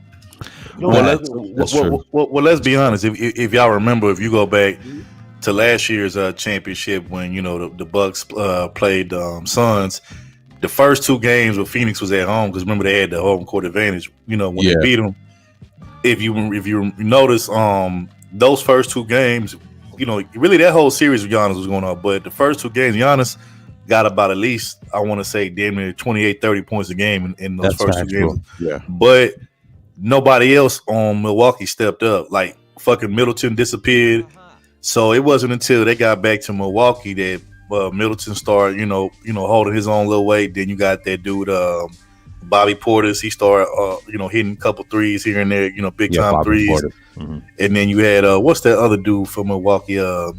What's that dude name? What's that nigga name, bro? It was one other guy, I can't remember, but it was like one more guy. It's not DiVincenzo, but I know. It's like one more other person, but yeah, they so that was what changed the series, because Giannis gonna, you said, Giannis gonna get, even on a bad day, like with Giannis usually missed some shots on a bad day. He's still going. On a bad day, Giannis could get at least 25, at least 20, 25, 27 on a bad day. Yeah, Brook Lopez might be. I think Lopez, it was. Yeah, or George Hill or one of them. Yeah, it was one of them dudes. But yeah, so Giannis gonna get his. I agree with you, Dre. But them other niggas had to step up though in order for Milwaukee to win, because those first two games, it wasn't just Chris Paul and Devin Booker. You had Mikal Bridges doing his thing. DeAndre Ayton. Now I'm gonna keep it real. That's where I feel like Phoenix really fucked up. After those first two games, they stopped feeding DeAndre Ayton early. Yeah. See, when they was feeding him early, he was getting his touches down low. That left everybody else. That set up everybody else to get open shots. So when they went back to Milwaukee and they stopped feeding him, and they just started, playing, outside in, I feel like that's what they fucked up at, because Giannis pretty much got the rest on defense. You know what I'm saying? But those first two games, he really had to play a little bit of D, because I think those first two games, DeAndre Ayton was getting he was getting like 17 and 10 or 18 and 10 those first two games. So to me, that's where they fucked up at. And they said they should have kept feeding DeAndre early, so that way you could make Giannis work on both ends. Because if Giannis get the rest on defense, best believe that nigga finna be a monster on the offensive end. But you got to make him play D, period. You can't just let him, have a game where he chilling on defense and then just killing niggas down low in the post. Well, I'm like, because when I did watch that, was a game 3, and I caught it. They kept what the Bucks did was they couldn't feed DeAndre because he already had 3 fouls. You know what I'm saying? He already had 3 fouls in damn near the second, halfway through the second quarter. So, and Giannis was going right at him, posting on him, just going at him, right? So you can't feed the guy with the ball because he got sit on the pond. Because you need him, and then they was killing them on the rebounds. You know what I mean? On the boards, they was just destroying because and Phoenix was off that game. You know what I mean? That's the thing about living and die by the 3. You know what I mean? Even if you got open looks, it might not be on that day. You know what I'm saying? Even Steph, we be saying Steph be cooking niggas for weeks, and then all of a sudden that nigga jacked up 20 shots, and he like, you know what I mean? Like 4 for like 10, you know, or 15 from 3 or some shit like that. You know what I mean? Another thing I want to address that you said earlier, when you was talking about Bosh was getting cooked by Duncan. Let's be real, Bosh was getting cooked too by Dirk the first time they went to the finals against Dallas. Yeah. Like, it really, and I'm gonna be honest with you, that was I know everybody blamed Bosh, but to me, that was an Eric Spoelstra mistake because you know, like, not to say that Bosh is sorry, but come on, bro. Like, Dirk, you're not gonna stop Dirk, and you're not gonna stop Duncan, you know. So to me, what they should have did, they should have either switched off or they should have, you know, double teamed and shit. But like, bro, just to leave fucking Duncan on the island, Bosh on the island with Duncan and then Dirk. Like, Dirk was cooking his, because, you know, Dirk got that step back fadeaway, you know what I'm saying? Yeah. And, you know, he was cooking his ass. And then not only was he killing him with the fadeaway, but he even, you know, posted him up and did like a couple of those up and under moves and, you know, was getting to the hole and getting, you know, them easy little buckets and shit, them little easy layups and shit. So, like, they, you know, like, really, the Dallas and San Antonio, they realized that, you know, that they wasn't going to make no adjustments when it comes to, you know, Bosh just leaving him out like that by himself to pretty much get exposed. So they started attacking Bosh. You know, on both series, they just went straight at Bosh. They was like, okay, y'all gonna just play our best 2 players, you know, one-on-one with Bosh. Okay, we gonna keep going to them every single time until y'all can stop us. And, you know, that's what happened. And then also another thing too, niggas act like they forget in that series with Dallas and Miami. Niggas act like they forget LeBron was getting cooked by fucking Jason Terry and JJ Barea. I'm talking about cooking his ass. Niggas seem to forget about that. Yeah, I seen the series. Said it was LeBron's fault, man. Like, see, that's the other thing, right? See, that's the other point, right? No one denies that was like one of the greatest collapse, right? Everybody says it. Like, it's not in 2011. I remember. Yeah, even people that's LeBron fans, supporters, they said that's his fault, and they still hold that. Yeah, they still hold that, right? No one blames Wade for not fucking doing Wade shit. Like, Wade was nowhere to be found. Bosh was getting cooked. Well, I mean, let's be real. Wade was, at that time, he was, you know, he wasn't really 100%. We all know that. I mean, he wasn't, you know. You can't pick and choose. Now, if we talking now, if he was the Wade that he was in that series against Dallas, you know, where he had Shaq and it was just him and Shaq, like, that would have been a whole different series. Like, Dallas probably wouldn't even won that series. They might have might even won a game in that series. No, they wouldn't have. But that's what I'm saying is that when people are critical of LeBron, even people that's his friends, that's straight up, you post out that, you know what I mean. So it's like championships are a team sport, right? Now there's, you know what I mean, it's a star-driven league. The championships are a team sport. Like, we can't deny it. We have to say what it is, right? I mean, I don't disagree with you, bro. But my thing is, you know, all of these media personnel people, and then like you said, the LeBron hive and shit, like they just be like making it seem like this nigga is like you know, like they say, oh, LeBron's a Swiss Army knife and all of this shit. But it's like, bro, it's like, okay, if that's the case, yeah, I get it. You know, he didn't have certain players that, you know, that he had on the team with him was either injured or whatever. But, bro, like, he supposed to be motherfucking LeBron James, but he was getting cooked by Jason Terry, bro. Like, come on. Well, here's the other thing, right? I'm gonna put it to you like this, right? Just like when we was growing up, Jordan could do no wrong. Niggas keep forgetting he was getting his ass bounced out of the fucking first round of the playoffs. That's true in the 80s, yeah. You know, before he got that title. But let's be real though. Jordan was never the size that LeBron was. LeBron was like a way different size. You know what I'm saying? Larry Bird, just a man. No. Okay, let me ask you this. Let me ask you this, bro. What if Jordan would have been LeBron's size? How many championships you think he would have had then? No, with the skill set that he had in LeBron's size. I would say it wouldn't matter because, like, you gotta go back to Wilt. He had 2, right? And his best friend, Bill Russell, had 11. So you have to look at the coaching, the things like that. Michael came in the league when there was a lot of talent. He had 2 players that would stop him winning championships. It was Reggie Lewis. Yep. I would say Len Bias, my fault. Len Bias. Yeah. Now, Len Bias checked him in college, right? If he did not have that cocaine fucking incident, and then the disease that Reggie Lewis from his mom, she was a cocaine addict, that's what fucked up his heart, you know, or Raymond or whatever, right? Them niggas would have had 2 rings in the Celtics, and Michael would have been chasing rings or on the same team or whatever. like for years. So it'd been like what you saw in the 90s. But he was lucky that them two niggas died, because if them niggas did not die like that, he better be glad, because he had a lot of opportunities. Like they would have held him back. But see, the media was pushing him as a star. So you gotta remember Isaiah, you had Magic, Bird, and everybody else, Sidney Moncrief, all those guys. They were great. That was gonna happen anyway, because the Pistons era was coming to an end with Isaiah. You know, the Bird era was coming, and Magic's era was so it was cut short. It was cut short. So Jordan was the next up in line at that time. Yeah, he was right behind the Pistons, and the reason being though, he saw how Boston stranglehold the league for so many years, and then Pistons were it. The problem with Pistons was they didn't have what Chicago had. They didn't have the nice F that they had.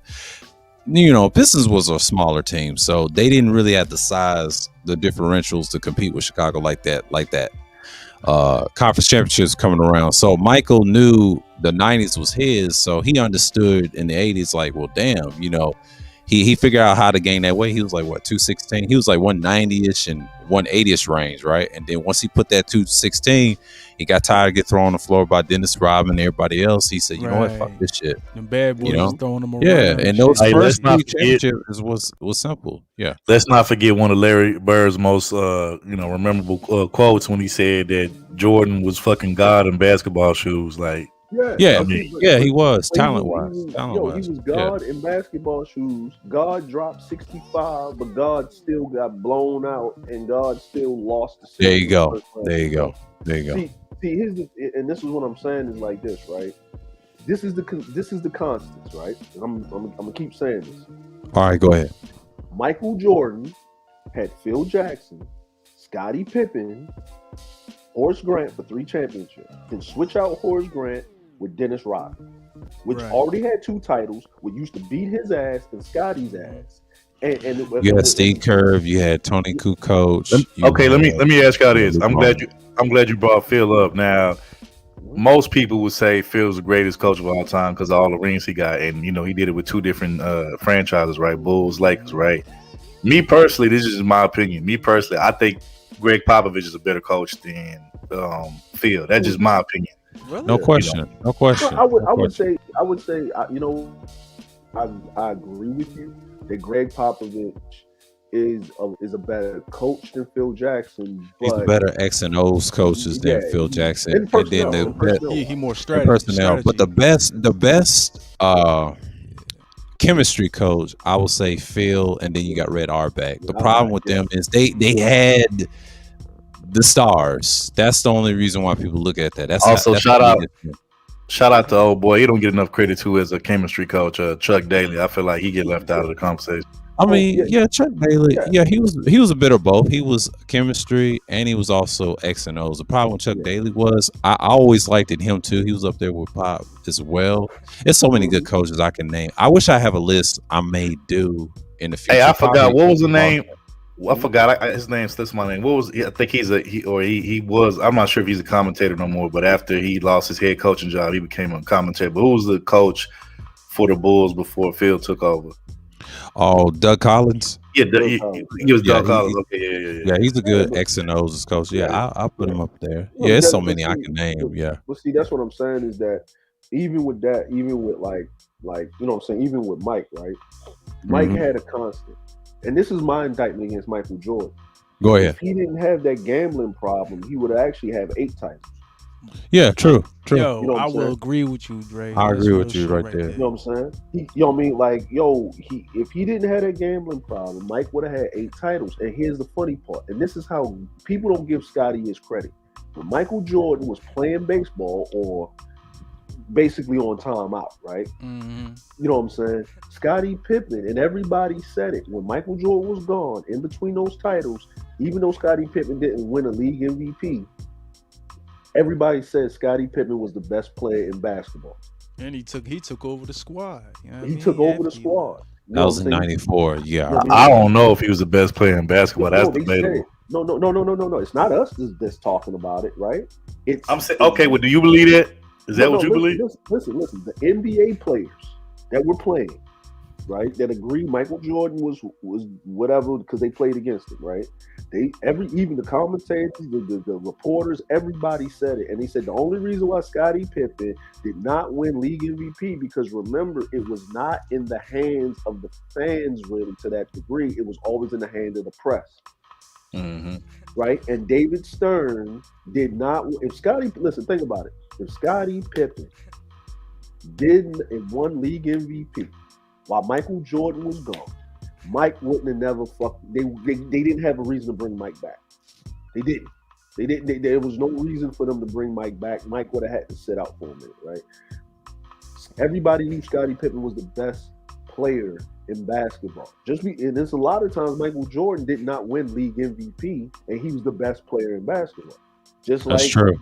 Just like Steve Nash shouldn't have won shit over Shaq or over Kobe. Right. Yeah, Kobe that's true. I agree with that. Or whatever. Kobe should have had 2 more MVPs, he should have, right? But here's the issue, right? And here's the problem. It was that case he called that cost him one of those There joints. you go. That is the case, right?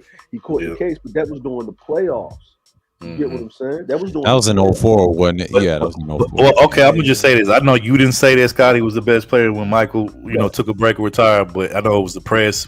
But fuck the press because they bias anyway. The players said it. The players said it. Like, well, but let's be honest. The best player when Michael took his little hiatus to me, and it's not me being biased. This is just from remember who was all. But we could argue that the top 2 players to me it should have been. It was either Barkley or Olajuwon. I'm gonna go with Olajuwon though. But I mean, because those were the 2 years that the Rockets won. When Jordan and then those were the 2 years where Olajuwon dominated his whole career. Those are the 2 years where I think he was there in like MVP status. But they came in like what I'm saying, like, but they came in. What seed they came in? 5th, 6th seed? The second championship they was 6th seed. The first one I think they made was like, I gotta see what year they would see they was. That was in '94. That was like, okay, let me look at the playoffs. What seed they were in? But I think one of those years that one of those years I think was the year that they gave the MVP to David Robinson instead of that was in '95. Okay. Yeah, and fucking Olajuwon showed them niggas why he should have got it because he fucking murdered David Robinson. Yeah, he murdered David Robinson, but David Robinson, if you look at that season, 94. Yeah, because and this is the thing about the MVP. The MVP is the season MVP, right? Versus the playoffs MVP. I got it right here. The NBA championship, right? You know what I'm saying? Like, David Robinson, and then you got to look at the record because they always take that into accountability. Unless you're doing some Russell Westbrook. Houston was the 2nd seed their first year. Okay. Yeah, they were the 2nd seed. And the reason they were the 2nd seed, they were a good team that year because 94, this is when Jordan wasn't around. In New York, they went to Game 7. I remember. Yeah. And the Knicks beat the Pacers. That was a classic series. And they also beat Chicago in the semifinal. Chicago wasn't going nowhere because once you had Patrick Ewing, John Starks, Atlanta was decent. Yeah, they were the 1st seed, by the way, of that year, too. Atlanta was good that year, once upon a time. That was in 94. The second year Rockets won the chip. And Miami Heat was like the 8th seed. I do remember this bracket because Indiana was the 5th seed. They was better than Orlando. They swept the shit out of Orlando. The second year that the Rockets won, I think was 95. Wasn't that the year that they got Clyde Drexler? Yes. Yeah, they were the 6th seed. They were the 6th seed. Yeah. But I'm looking at this 94 bracket right now. The Supersonics was good. This is when they had Gary Payton, Sean Kemp. But that's when the Nuggets beat them.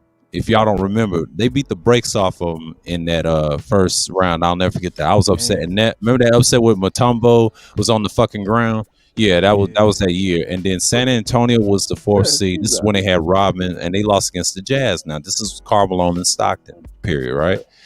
And this is when Charles Barkley, they swept the Warriors. They were the 3rd seed, and the Warriors was what, 6th seed? A playoff team, right? Yeah. But the next round, I knew they was going to lose to Houston because Houston was a better team, and that went to Game 7. So Houston played against Portland that year. Dre, why they never? I mean, yeah, we all know, everybody knows about Jordan's gambling issues and his, gambling problems, but they never talk about like I noticed they come down hard on Jordan about the gambling shit, but like fucking Barkley got just as worse a gambling history as Jordan, and they barely bring that shit up. Well, Barkley was out there with it. You know what I mean? He was honest with it. The difference was he tells on himself. He's not Michael Jordan. And the reason being, he always be in the fucking media running his mouth because he's always one of them guys like, I'm not somebody's role model. He's always want to be the bad guy. He takes risk and he. I mean, he say that shit, but let's be real. Charles Barkley, he's a company man. Like, let's just keep that above. He's a company. Yeah, man. I mean, it don't matter if he's a company man or not. He took the guillotine. He don't give a fuck. He's one of them guys like, if he's a company man, would you rather him take a risk? See, Jordan, I could say he's a company man. Quiet as kept because they kept. And yeah, that's what I'm saying. They dumped him as a bag. And here's the thing: when I found out he was a villain, whooping players' ass, it's like I said, Mike Jordan that we all grew up. I said, God damn, I didn't know that. And then see Colin Cowherd, he broke that story because he knows Skip very well and gave him some details why he did what he did. And this is why a lot of people can't stand fucking Jordan. All players hate Michael Jordan. Quiet as kept. They ain't gonna tell you that. His ass, man. Look, They protect his ass. They can't stand I'm it. gonna say like this, man. Check this out. No disrespect his greatness, but I'm just saying, as a Jordan supporter, I have to admit, yes, he was petty, he was foul as shit, like everybody else. I separate the player than the person. You know what I mean? Right. Listen, man, Michael Jordan. The reason why they don't come down on Charles Barkley like that, bro, is because Charles Barkley gambling problem never got his daddy killed. That is facts. That is That's facts. facts. Even Skip Bayless, which was Michael Jordan, only trusted 3 people to talk to in the media directly, off like just to talk to. Skip Bayless, is Ahmad Rashad, and it's Colin Cowherd. That's it. There's only people he trusted. Right? He was insulated and protected. Right. And I'll tell you something about Colin Cowherd. He interviewed and he used to cover the Portland Trailblazers back in the day. See, I watched Fox a lot. He breaks down how the players were and things like that and Skip. And I used to watch Fox Sports Net because they used to work at ESPN. They had all those damn details. That's why, what's his name? Stephen A. Smith can't check them motherfuckers because he understand their history very well. And they got stats for days, man. That's why I used to listen to. I don't listen to them like I used to. But I be around reading articles, what they be saying. So yeah, they used to be journalists, bro. And this is how you know, and everybody knows, right? Because when the dudes killed his dad, right, they took the championship ring but didn't take anything else on the side of the highway. That was a mob hit. That was the mob basically sending a message to this nigga into the NBA. And right before that even happened, the story broke about his gambling addiction shit. Before it even happened, it was during the playoffs. It was during the finals. Like, this dude broke the story, which never happened. Jordan never got any bad press. Remember, he was on Oprah with Charles Barkley. Like, he was up there wearing the suit. He was the guy, right? He was the man. Like, remember, they had a goddamn video, a cartoon with Jordan, Bo Jackson, and Wayne Gretzky. Niggas forget about that shit. Yeah. You know what I'm saying? Jordan could do no wrong. Like, Wayne Gretzky, that was a hell of a year. Yeah. Matter of fact, Jordan used to get caught fucking smoking cigars and fucking with white chicks during the time where if you was a black star fucking with a white chick, nigga, the black community would roast your ass from head to high heaven. Yeah. And he could do no wrong. Yeah. I got the 95 bracket right here. Okay. Magic played the Celtics when they were the Celtics were the AC one time. They was decent in the playoffs. They had like a shitty record, but Orlando beat them. That was with Shaq, and Shaq beat Chicago in Game 6, and that was with Horace Grant with the Orlando Magic. And then Michael was kind of pissed that year, but see, they played Indiana in Game 7. That was a classic series with the Pacers, and of course, we already know what happened with Houston. I saw the documentary with the Magic, and then Shaq said they had the broomsticks and swept them. Right now, the Knicks. The next bracket lost Game 7 to them. They played the Cavaliers. See, people forget Cleveland used to play them in the playoffs in '95, and they lost against a series loss. And the Pacers swept the Atlanta Hawks. See, Atlanta had 2 good years, 93, 94 in the playoffs, and 95. They was decent in the playoffs. They just got booted out in the first round. So Hawks has always been a playoff team. That's when they had Dominique and shit. So, okay, so the Spurs, they swept the Nuggets, of course, that year, and no one wants no parts with David Robinson. And then the Lakers, he defeated them, but that defeated by the Rockets. So we already know Houston was going to beat Utah because that was a rematch. They had a rematch with the Suns of Game 7 because that was those were the best teams. That should have been a Western Conference Finals, those 2 teams. But the way they were seeded, Phoenix was number 2 at the time. This is when they had Barkley. Portland, same old, weaker team. They just don't have Clyde Drexler. But Utah, you had Stockton Malone. Then you had Sean Kemp and Peyton. in the 4th seed. The Lakers, they was just terrible. I'm just gonna tell you that right now. They didn't have Shaq and nobody. This is when Magic came later when he come back. Now the Nuggets, same old team. The Spurs, Rodman, he was the difference, and that's why they were the number 1 seed. Because last time they lost. This time they came close. They could have had Houston. That series would have went, but the problem was Elijah One was too much. They had Kenny Smith, Mario Ellie. They had all them guys, man. But then when they went to the finals, that 6th seed beating the 1st seed, that's historic. And the reason it's historic, Houston already done won their defending champs. That was the reason why they won, because they had the pressure on them to win. So they had to shut up Orlando as the number 1 seed, because that was a young team. And they barely won the conference championship. So I do remember against the Pacers. So people forget, 95 was a hell of a year. But that next year, Jordan just decimated. You know, it wasn't fair the rest of the way. So 99, you had a little difference with the Spurs. So that's a whole nother story. Like, I'm like this right here. Everybody said that Scottie Pippen was the best player in basketball at that time, right? Now, the 2 people, he came 3rd in All-Star voting, right? Mm-hmm. Shaq was down in Orlando at number 4. So this was the top, right? This was the top 10. Barkley was 10. You said, you know what I mean? This is when he was in Phoenix. This is 93, 94, right? Mm-hmm. This Barkley was still in Phoenix. Mark Price was above Barkley at number 9. Karl Malone and Sean Kemp was tied at 7. Gary Payton was above them at number 6. Patrick Ewing was number 5. Shaquille O'Neal was number 4. Scottie Pippen was number 3. Right, David Robinson was 2. Hakeem Olajuwon was 1. He won the MVP. So Scottie Pippen, if you look at it, right, so you got Karl Malone, which is a power forward. Sean Kemp is a power forward. Then you got a guard. Then you got a center, Patrick Ewing, Shaq, another center, right? Then you got Scottie Pippen, which was the 3, right? Which is a small forward. And then you got, for the number 1 and 2 spots, you got 2 centers. So you got 1, 2, 3, 4. You got 4 centers in the top in the top 5 in the MVP voting, and you got 1 wing player, Scottie Pippen. And the reason why they said Hakeem got it, because he was also Defensive Player of the Year. That's true. You know, and a lot of times they give you that because think about it. For all them years, Hakeem didn't get shit. Remember, Hakeem was old by the time he got his titles and rolled out. David Robinson retired right after he got that title with Duncan. He was gone. Yeah, and I think he got one in 03. That was his last championship. That was in 03. You talk hey, about let me say this to one. So now that y'all got Harden right, bro, like Doc Rivers is on the clock, bro. If y'all don't win a chip, at least 1 chip within 2 to 3 years, like they gonna disband that shit, and Doc Rivers probably gonna be out of there. They gonna probably try to fire him and get a new coach. Look, Doc Rivers ain't winning the title unless he sneak up on somebody, nigga, and say boo. I'm just saying because like I said, you know, just off of what it looked like on paper, I know, you know, playing on court is a different thing, but like I said, to me, with Harden and Embiid, that should be the best 1-2 punch in the NBA. Like, to me, period. You know, if they both play to their potential, they should be the best 1-2 combination in the league.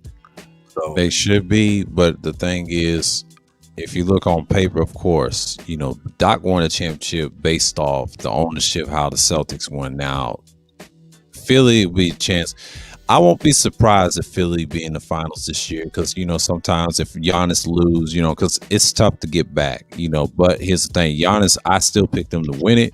Yeah. Besides the other two, you know, Philly's probably the second, you know, because don't be surprised, because that'll be a series. Because Atlanta, not so much. Atlanta will be okay, because that's your third best, because they showed me they can hang with Giannis. The thing is, they have shooters, but if they have extra size like Giannis, like just to contain him, you would do something like that. It would be fun. But the thing is, Giannis is too much. He's just a superstar athlete that's like a specimen. So of course, he's gonna have the extra gist in his game. Of course, you can't stop somebody that's gonna score extra points like that. But see, Atlanta's a team sport team. You know what I mean? They don't have a star-driven, you know, star like Giannis. That's the problem with Atlanta. They don't have a guy that can attract a city like that. So it's like Shannon said, you know, the Braves, it's a baseball town. Then you got your Hawks. Then you got your Falcons. You know, he said that. You know, the way he said it, they have to come from outside of Atlanta. You know, you gotta have transplants to fuck with that city. It's kind of like you can't compare it to Cleveland. No, it's a mixture of those northern teams mixed with DC and all that shit. You gotta have that, you know, that it factor. And that's the problem with that city like that. I mean, they can win one. And last time they ain't won one, I would say about in the 50s when it was in St. Louis, even though they were known as the old New York team called the Buffalo Bison / I would say Tri-City Hawks, Milwaukee Hawks, St. Louis Hawks. So all those teams they were, you know, St. Louis was their only championship. That was in the Midwest at the time when the league was a little bit smaller. So Atlanta would be interesting. It'd be their first championship, but it actually would be their second title. I told my dad this about the Kings. The problem with the Kings is that's the New York team in Rochester. I don't know. I hate when niggas always gonna go straight to Cincinnati. No, there was a New York team before they went to Ohio. They didn't do shit in Cincinnati. I try to tell my dad that they wasn't shit as the Cincinnati Royals. No disrespect, I just don't fuck with when they was in Cincinnati. I fuck with when it was Kansas City, all that shit. When it was the Kings, and then that New York team, that was it. But that championship, you know how many years they ain't won one? That's like 70 plus years, like 71ish or 72 or something like that. 71 years. A championship drought. Yeah, it's a long time. There's a reason for that. They had a front office history. You got to go back when they had guys like Frank Sowell and them. When he won rings. You know what I mean? Because they had tough teams in the 50s. Like, and you know what their biggest weakness of that franchise was? Front office. Wasn't the players. Wasn't the stars. It's the fucking ownership. That's why it was terrible. You know, and then they went to Sacramento. They was decent. Yeah, they was in the playoffs. Ownership was trash. You get the right ownership, put some niggas in there that know what the fuck they doing. The Kings would be a threat. So you don't need no Maverick Carter. You need people that's similar to Maverick Carter that can fix that franchise. They actually won that trade against Indiana. Indiana's just trash. They're just not gonna go anywhere. That's an ABA team. They ain't won one in decades. So yeah, it's loose right now. So what Milwaukee's doing is making other small market, mid market teams better. Large market teams is getting terrible. It's a part of the ecosystem of the NBA. NBA is weird like that. You get your turn, you get yours. You know, see, Bulls, that was a stranglehold era. We're not coming from that era no more. You know what I mean? That Bill Russell shit and all that shit is gone, man. Look at the 2000s. Look at the 21st century. That changed everything. You got 1 minute, Spurs 1 right here, right? Lakers, right? You had the Pistons 1 year, right? Celtics, right? You had Cleveland. Yeah, 1 year you had what? Golden State. I can name names in the 21st century we've seen had different championships. It's just it's ridiculous, ain't it, Dre? Like it ain't never been no era like that. So yeah. Yeah, man. That's what I'm saying. I'm gonna say Warren G's, man. Your Sixers gonna have a problem. Yeah. And I'm gonna tell you what your problem gonna be. Your problem gonna be a petty problem. It's gonna be a Ben Simmons petty problem, right? And for some reason, like it's like even if the Nets don't win a title, Ben Simmons gonna make it his business to keep y'all from getting one, bro. Yo. Oh yeah. Gonna be super petty. Yeah. If you think about it like this, Ben Simmons is like the ultimate compliment to Kevin Durant. I ain't worried about Kyrie, man. That nigga might play tomorrow, today, next week. We don't know, man. It's Kyrie. We don't care. Yeah, he's weird. Yeah, weird, that nigga's weird. That nigga's weird. But Ben Simmons, man, will make motherfucking, because then Durant doesn't have to play D. He ain't gotta play nobody, and he gonna give him the ball. He gonna give him the ball, and then Ben is gonna go play D on like a team where they're not known for defense. He's gonna go play D on the best player. You know what I'm saying? He's gonna go play D on the best player, and then guess what? He look, Kevin, yo, you don't want to shoot? Hey, good day, bro. You don't shoot. I shoot. I take the ball. Give me the ball. I'ma shoot. And we saw KD. KD gonna shoot, bro. Like if he healthy, KD gonna shoot. He gonna give you that work. You know what I'm saying? So and you saw how like what Ben Simmons is gonna be is he's gonna be like a more athletic, taller, with better court vision Draymond Green. That's all he gonna have to do. That's all he gonna do, bro. And he petty. he good and petty. He ain't beat up his body the whole season. He ain't put no mileage on himself. You know what I mean? You know what I mean? Embiid's got to drop 30 points damn near a game, bro. That's not good. That's not good.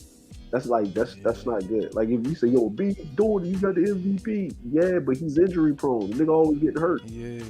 And he's You know too what I mean? big for that shit. He's too big for that shit, bro. You know what I Bad mean? diet too. Bad No, diet. Yeah. all that shit. Yo, And not always in the paint as much. You know what I'm saying? And Daryl Morey wanted James Harden because they know Embiid. Look, they know Embiid. Something going on with Embiid, man. He got James Harden because look, at the end of the day, man, James Harden, he gonna put on a show. Right? He gonna come down there. He gonna do that thing where he get hit, do that one like that 3-pointer. He gonna do his thing. Y'all gonna love it in Philly. It's gonna be like the return to AI, right? Yeah, You know, step back. You do that little step out. You know, he gonna give you that pizzazz, right? He gonna give you that pizzazz. And what's gonna happen is that y'all gonna get in the playoffs, and then y'all got Doc Rivers, the only coach in history to choke multiple 3-point leads. Oh, goodness. Now he blow 3-point leads. They wasn't sure he blew them. Bro, you know what I'm saying? Choke, yo, that shit was horrendous, man. Yeah, that shit was bad. Yeah, That's man. Doc for you. Yes, Doc Rivers, man. That's why I say the only way y'all gonna win a title, right, is if Brooklyn get a brain fart with that new owner because it's a Chinese guy, and you know Chinese. They'll get a cheap, brain fart because you know what I mean? And the they'll Nets ship are Ben out trash. of there, Yeah. bro. They gonna ship Ben out of there because they ain't gonna want to pay all that money, right? Like because Quadras is kept, right? They want to get rid of Kyrie, man, but don't nobody want to take him. They don't nobody want to take them. Yeah. Yeah, you know what I mean? Nobody want to take him, and the only person that probably would have took him, right? Like probably would have been Braun, right? But Kyrie He ain't gonna do it. Yeah, I'm He ain't like, gonna do but you know, if he gets shipped, but see, the thing is like Kyrie thinks, right? See, Kyrie, like, okay, somebody would take Westbrook before Kyrie because at least Westbrook plays, at least he's there. You know what I'm saying? Yeah. Like, you know what I mean? Kyrie's great, but he nigga never there. Yo, it's always something. Like, you know, okay, he used the vaccine as an excuse not to play. You know what I'm That's saying? that bullshit. Yeah. You know what I mean? Even in the Right. bubble championship, he was trying to tell niggas not to play, and the nigga wasn't even playing. He was hurt. Like, nigga, if I ain't know. playing, nobody playing, right? And the reason He was hurt wasn't- since Duke. When he was in Duke, he was hurt. This But this nigga tried to use activism as the excuse and shit. Like, oh yeah, Yeah, don't. and then That niggas was was like, bullshit. yo, the niggas was like, but yo, Kyrie, you hurt, nigga, you ain't even playing. Like, why you? He was like that in college. That's why But he he- wasn't shit. But he knew. But see, here's the thing: he knew that LeBron, if LeBron won a title, man, he knew if LeBron won a title, he would look bad. You know what I'm saying? Again, right? And LeBron He looked won a title, stupid. and he looked stupid. You know what I'm saying? So the other thing is like, but the way the NBA is, titles aren't that important. You know what I mean? Like, No, it because- ain't. And because- LeBron didn't win a title right away. It took him time when he won that one in Cleveland. Yeah, And the like, LA Kyrie, championship, yeah. I would say it's a C virus championship. To me, it's not an asterisk. It may look like an asterisk, but quiet as kept. If you look back at it, nobody showed up in that bubble shit. I'm sorry. If you wasn't in shape, of course LeBron was gonna win. Anybody else besides him, who else would have won it? I could say Jokic and all them. Yeah, they could have won it, but the problem is his players didn't show up to play. You know what I mean? If you're in a bubble like that and they train you like that, there's no way you can beat somebody like that. But see, the crowd got LeBron and everything else. He understand that because he got to get used to the Western crowd and things like that. Yeah, he can win another one. But if he does at least win one, I mean, I can say this: at least he won one. Yeah. He's already got the stats. He's trying to break Kareem shit. Quiet as kept. Because I don't think he cares for another one. If he does win one, that he's just helping somebody else. It ain't really his championship. Yeah, and to be and to be like totally honest with you, it's like to be totally honest with you, him winning, like him going to the playoffs, like the dude to the point where he good with that. Like yo, the man got 4 titles on 3 different, a total of 4 titles on 3 different teams. Yeah. Right. You know what I'm saying? He won NBA MVP, like from like NBA championship MVP on 3 different teams. You know what I'm saying? Like, I mean, well, championship MVP and shit. Yo, Yeah, like, that's true. Man, That's true. ain't like, yo, in this day, in this era where dudes can't stay healthy and all of this extra shit, man, to win some titles. Like, yo, think about it. Golden State, man, would have ran the gauntlet with the dynasty if Clay didn't get hurt, if KD didn't get hurt. Oh yeah, they still would have, you know, they would have a shot. I'm not gonna say they ain't. You know, they would have problems with 76. I think one of them said that in the interview. That's true. That would have been an upset. But you know what happened? Kawhi fucked that up for everybody because he's always got that Spurs style type, you know, and that new coach. I would say Toronto wasn't that. To me, it's that ain't an asterisk. I mean, it is what it is. Like, if you look how the games were played and everybody was banged up, even Kawhi was banged up. And I said to myself, how do you get banged up in the semifinals and then you get banged up in the finals and won? And I told somebody in the workplace, he was going to win regardless if KD was hurt. If KD had an Achilles problem, he shouldn't have been fucking out there. So I blame the Warriors for that because number one, you shouldn't have let a Canadian team whoop your ass like that. They get what they get. And this is why the Warriors, a super team like that, don't do shit like that. You protect your investment. This is why Steph can't be who he is. So yeah, you can't use Clay. No, Clay can't do it by himself. He realized that, and he was pissed. And I don't blame him. But see, that was the other thing is, you know what I mean? Because it was, and I'm gonna be honest with you, right? It was the whole thing. It was the Warriors, but they knew KD was leaving because of the Drake. So they tried to use him up before he bounced. Yeah, that's what it was. And then they used the media to pull like KD. Like the media's like, man, if I was KD, I wouldn't play. But then, man, you know what I mean? It'd have been the Scottie Pippen incident.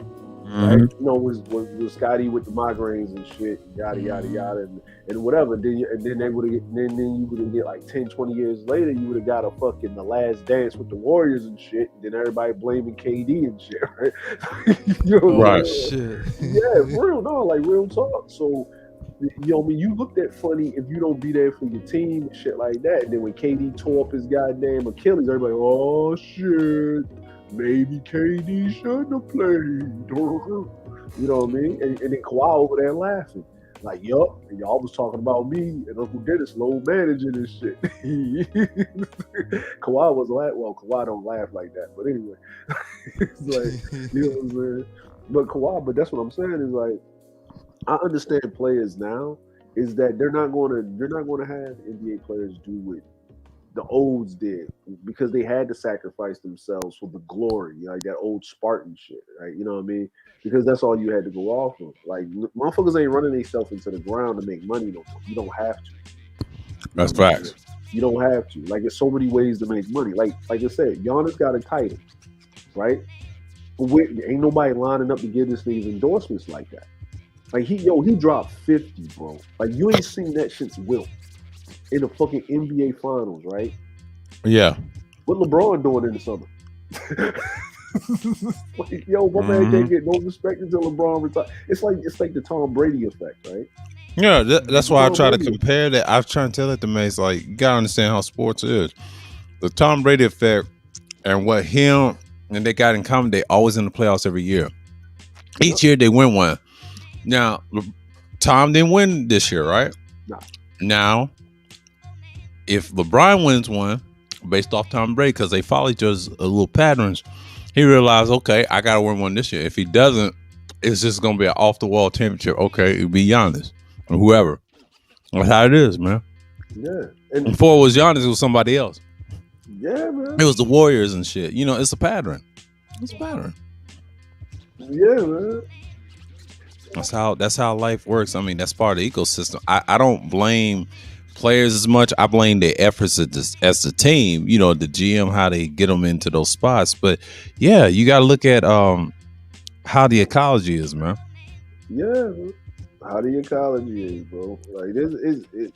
I don't know, man. Like, it's just, yo, because I'm looking at these scores, man. Like, Cleveland's doing well, man. It's going to be a crazy, the Eastern Conference is going to be wild this year. Yeah, it is. Playoffs, it's going to be wild, yo. Like, Cleveland's doing well. Boston's doing pretty all right. Chicago, man, like, yo, I don't know if Lonzo's coming back, but yo, the Lonzo's banged up. Yeah, the Knicks is pretty solid, man. They just need some time. But Thibodeau, it's just that Thibodeau like to run niggas into the ground, bro. Like, Yeah, that's him, man. He's a defensive guy. Yeah, man. That's his problem. He like to run niggas in the ground. You know what, man? What should have happened is Steve Nash should have gotten fucking Thibodeau as his assistant coach, bro. And that's it. Yo, because I'm gonna say this, right? He didn't need D'Antoni, nigga. You are D'Antoni. That's the only He don't even understand that. You are D'Antoni, boy. You know what I'm saying? But you know why he got D'Antoni? Because he can't control them niggas, man. Like Kyrie, like, you don't need no coach. They don't even respect Steve Nash, bro. They like, yo, you just a face to bring in tickets, bro. Like, you know what I'm saying? That's all it is. Yo, if they really wanted to win a title, bro, in Brooklyn, they would have got Mark Jackson. You know what I'm saying? When they gonna stop like exiling my man Mark Jackson because of the toast offense, man? Man, I'm still upset they did that man dirty. Had that man. Well, see, that's Golden State. You gotta blame you gotta blame them for that. That's why I say fuck the Warriors. Yeah. Hey, yo, and then here's the funny part, right? Here's the funny part. People don't realize that. Remember, old dude when Golden State was playing. Remember, old dude tripped Kyle Petrulio. Yeah, like he was the minority owner. He tripped. No, it was Kyle Lowry. He tripped him, right? That was one of the owners. That was the toast oven owner. Yeah. They got Mark Jackson blackballed out of the league. Yeah, that was the same owner. That was the toast oven owner, man. You know what I'm saying? Yo, listen. I believe this is my honest opinion. I believe this is just me, man. I'm just thinking. Shout out to Kyle Lowry. I'm not saying I'm gonna believe. I'm speculating. I'm speculating that LeBron is going to get Frank Vogel out of there so he can get Mark Jackson. That's a possibility. You know what I'm saying? Because LeBron's one of them dudes that will help, and since he's a minority stake owner for the Red Sox and the Bruins, I don't think it was the Celtics. My dad was he said it was the Red Sox and the Bruins, not the Celtics. That's somebody else. Mm-hmm. Yep. Even though the Celtics people know that he pissed a lot of fans off when he was a minority leader with that. I think that's with his friend Maverick Carter and then Rich Porter. They cool like that. But see, Maverick is Maverick Carter's like what Richard does. Rich Porter does, because he's like a owner and shit in sports. So he told LeBron, get a stake, outside of basketball, just do that. Do what Magic did. But he went to a city that always gave him respect, and even though they didn't like his ass, Boston.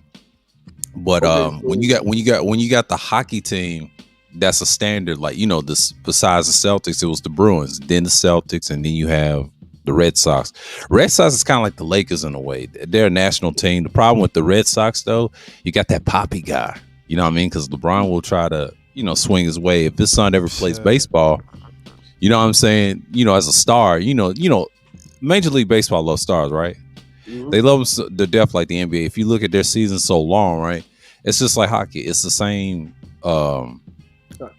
aura. They little auras and they flurry of talent, right?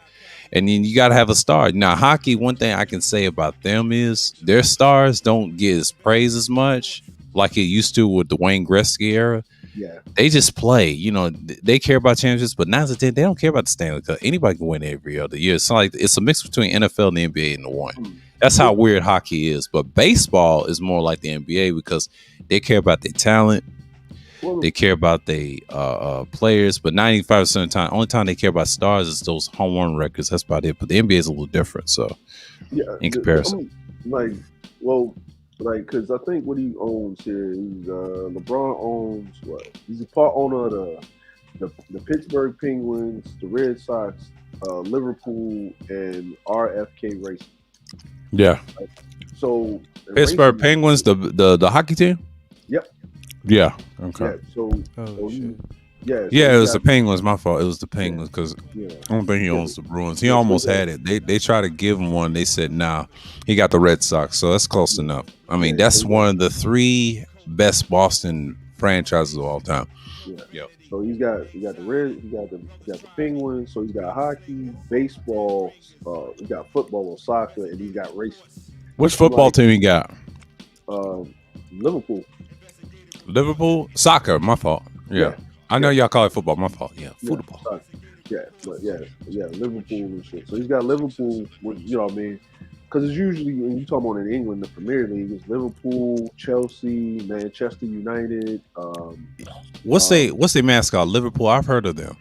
Oh, I forgot. Liverpool, I forgot what they mascot. Also, he got that Liverpool. Yeah, that's a good team. Yeah, that's a good team. Yeah. So and then you got the racing, RFK Racing and stuff. Yeah. Right. So racing is, you know what I mean, like people only think of racing as going, you know what I mean, like NASCAR, but nah, man, that Indy, that Grand Prix racing, all of that, motorcycles, all of that. That make rally car. That shit make way more. That shit make a lot of money than people know. You know what I mean? Like, Mario Andretti and all of them. I remember watching them. Yeah. Like when I was growing up. So he's got that shit. So only thing he's missing is the NBA team. And he's pretty much got ownership stake in damn near everything. Like pretty much the major sports. You know what I'm saying? In your major sports. Yeah, man, like he just put, like, if you think about it, he's doing the Magic, like he's taking this Magic Johnson thing, right? Like that's what he's trying to do. Yeah, he's doing the Magic Johnson thing. He's literally playing in the NBA right now to keep the NBA going until they get the next face to pass it off. Because you saw what Tom Brady did, right? Mm-hmm. When Tom Brady said he retired, he told Lamar Jackson that he was next. Yeah. Now he didn't tell Patrick Mahomes. He didn't say Kyle Murray. None of these dudes playing. He said Lamar Jackson, and basically what he told, because Lamar turned down the deal that the Ravens gave him. Right? Yeah. Do not be surprised when Lamar Jackson pack his shit up and take his ass back home and go down to Tampa Bay. Go down to Florida. Yeah. Because the Buccaneers. He'll kill it. Oh, yeah, NFC. Yeah, NFC South. Yeah, of course he's going to be the best. But the guy in comparison, when the media, like this guy, I won't be surprised. They was looking at his stats with Joe Burrow and his when they were young winning the championship. At that age, I said, damn. And I saw this on one of the sports channels. I said, that's fair. It's them two. I will say they're two faces. A lot of people think it's one face. No, it's actually two. You got Lamar Jackson. I like him.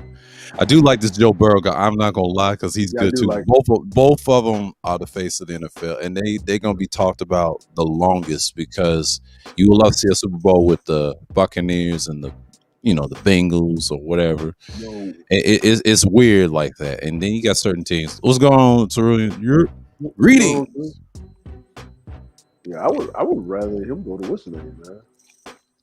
What's going on, bro? Yo, saying I would rather him go to what's the name, man. What's going on, bro? You know what I'm saying? Yo, I would rather you know what? If Lamar went up there to the Patriots, bro. Oh yeah, I thought about that too.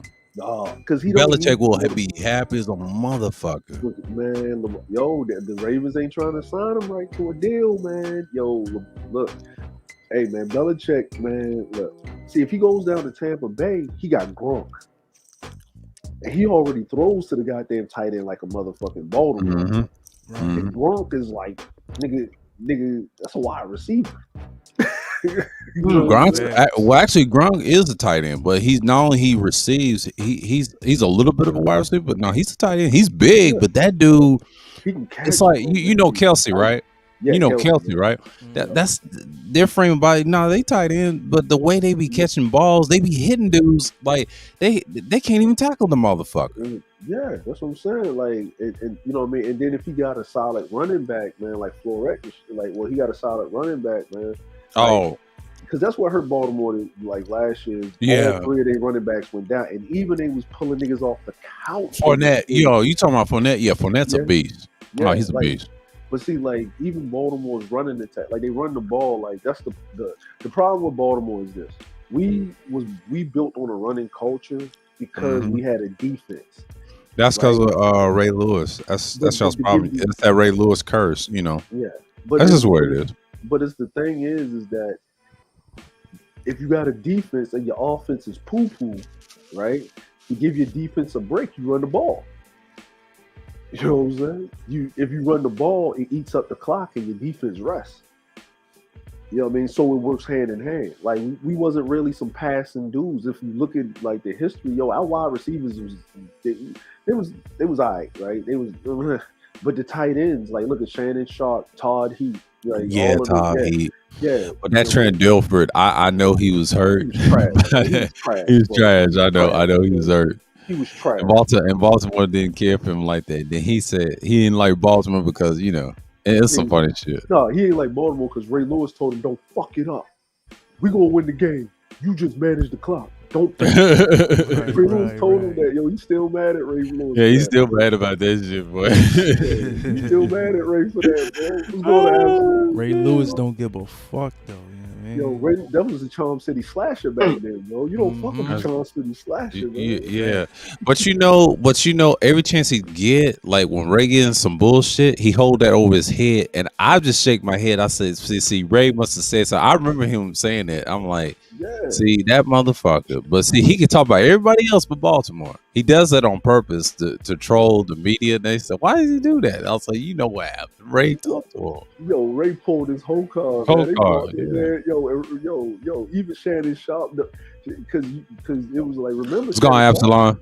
Yo, you know the reason why Shannon Sharp wasn't they kicked him off and got Tony Gonzalez got Tony Gonzalez because of Trent Dilfer and shit. Yeah, when he was doing the commentating, you know what I mean? Because he was on the NFL thing, and then Trent Dilfer was up there because Shannon Sharp and Ray Lewis was tight. So they were boys, of course. Shannon don't care for Trent Dilfer. He still don't like him, even though they in Fox say cordial, but he don't fuck with him like that. He always throws shots at him. Like when I start watching him on Undisputed, he always shit on Trent Dilfer. Every chance he get. Yo, this what he said about. Yo, he said this in front of Skip Bayless on. He was like, he said, "Shannon, you know what I mean?" He was like, he said your numbers went down when you was in Baltimore.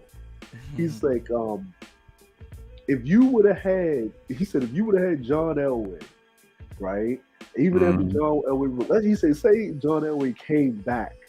Shannon Sharp said, if John Elway would have came back at the age of 50, I would have took him over Trent Dilfer. Yeah, he said that. I remember him saying that. Yeah, Shannon will say some shit like that. Yeah, and he said this: any quarterback, not just John Elway. And there was another question similar to that. He said, the modern quarterback. He said, "I'll take Tom Brady over Trent Dilfer." Every chance he gets, when Trent Dilfer's name is brought up in a conversation, a quarterback conversation in sports, he'll throw his ass on the bus immediately, and that's automatic. And you notice Ray will be on the shows, right? Yep. See, they close, man. Like I knew, I have no problem with Ray Lewis. I've seen him live. Despite the fuckery as a preacher, but that's a whole nother story. I just separate the player. Yeah, that's a whole nother. But see, the other one is right. The other thing about Shannon, he said something right. He said they're talking to Skip, right? Oh, they brought Tony Gonzalez up there, right? Because they don't get along at all. Because Tony replaced him for the NFL Network. So Skip brought Tony Gonzalez up there because Tony was. Yeah, I remember him, and they was on the same network. But Tony always be over there with Speak for Yourself when they had Jason Whitlock and that guy that used to play for the Chargers. Yeah, that dude. Yeah, they cool with Tony. Yeah. Yeah, because Jason Whitlock and it was cool for the Chiefs, right? So I guess Skip tried to bring him up there because I'm like Skip. You know what I mean? Skip's a troll too. Yeah, he's an old troll. Yeah, he does that on purpose. Some friction, so he can get out the way. So Shannon was sitting up there. Tony was like, I'm a better. Tony was like, I'm a better tight end than you. He said, no, you're not. Because I'm in the Hall of Fame and I got Super Bowl rings and you don't. I was like, he said, you just retired, boy. Shots fired. Yeah. He was like, that was Terrell Davis that got you the rings to John Elway. He was like, nah. Juan G's, I think we're gonna have an after party discussion. Yeah. We're gonna have that. Yeah, we're gonna have to have that. Hold up, y'all. Hold on, y'all. Hold on. Uh-oh. It's 12:02. Oh, shit. Happy B-Day, man. Hey.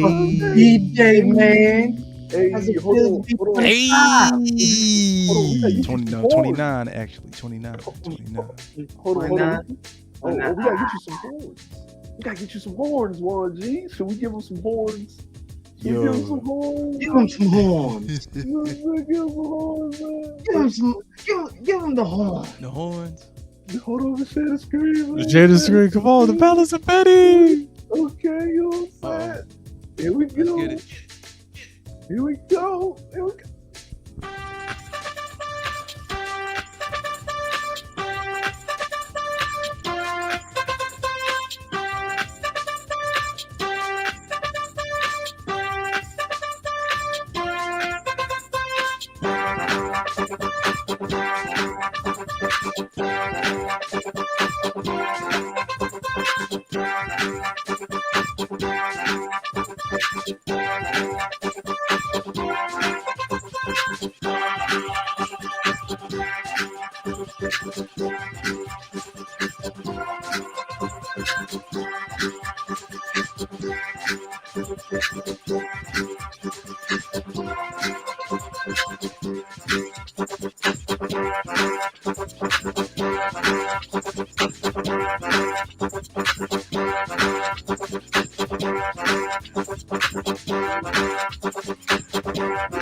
You said, Hey. That you know what that just gave me? That just gave me dollar party vibes. Real shit. Well, when he played it on my shit the other day, Warren G's like that Thursday, man, I was dying, man. But see, it makes me want to see the replay again. I said, man, we was going in with that preview, man. But I'm glad I got the screenshots to my Chrome OS, and I picked the right ones so I can pull it up on my little file. I was looking into those screenshots, and I'll just press on them and just go through them. Be like, God damn, this nigga shit's about to be awesome. I'm gonna explain what I did in those screenshots. And it's just like, man, these niggas is wild, man. Man, yo. And that's what I'm saying, man. You gotta, we gotta give them those, give them those majestic horns. You saw the Utah up there blowing on the horn. Utah blowing on the horn. Pause.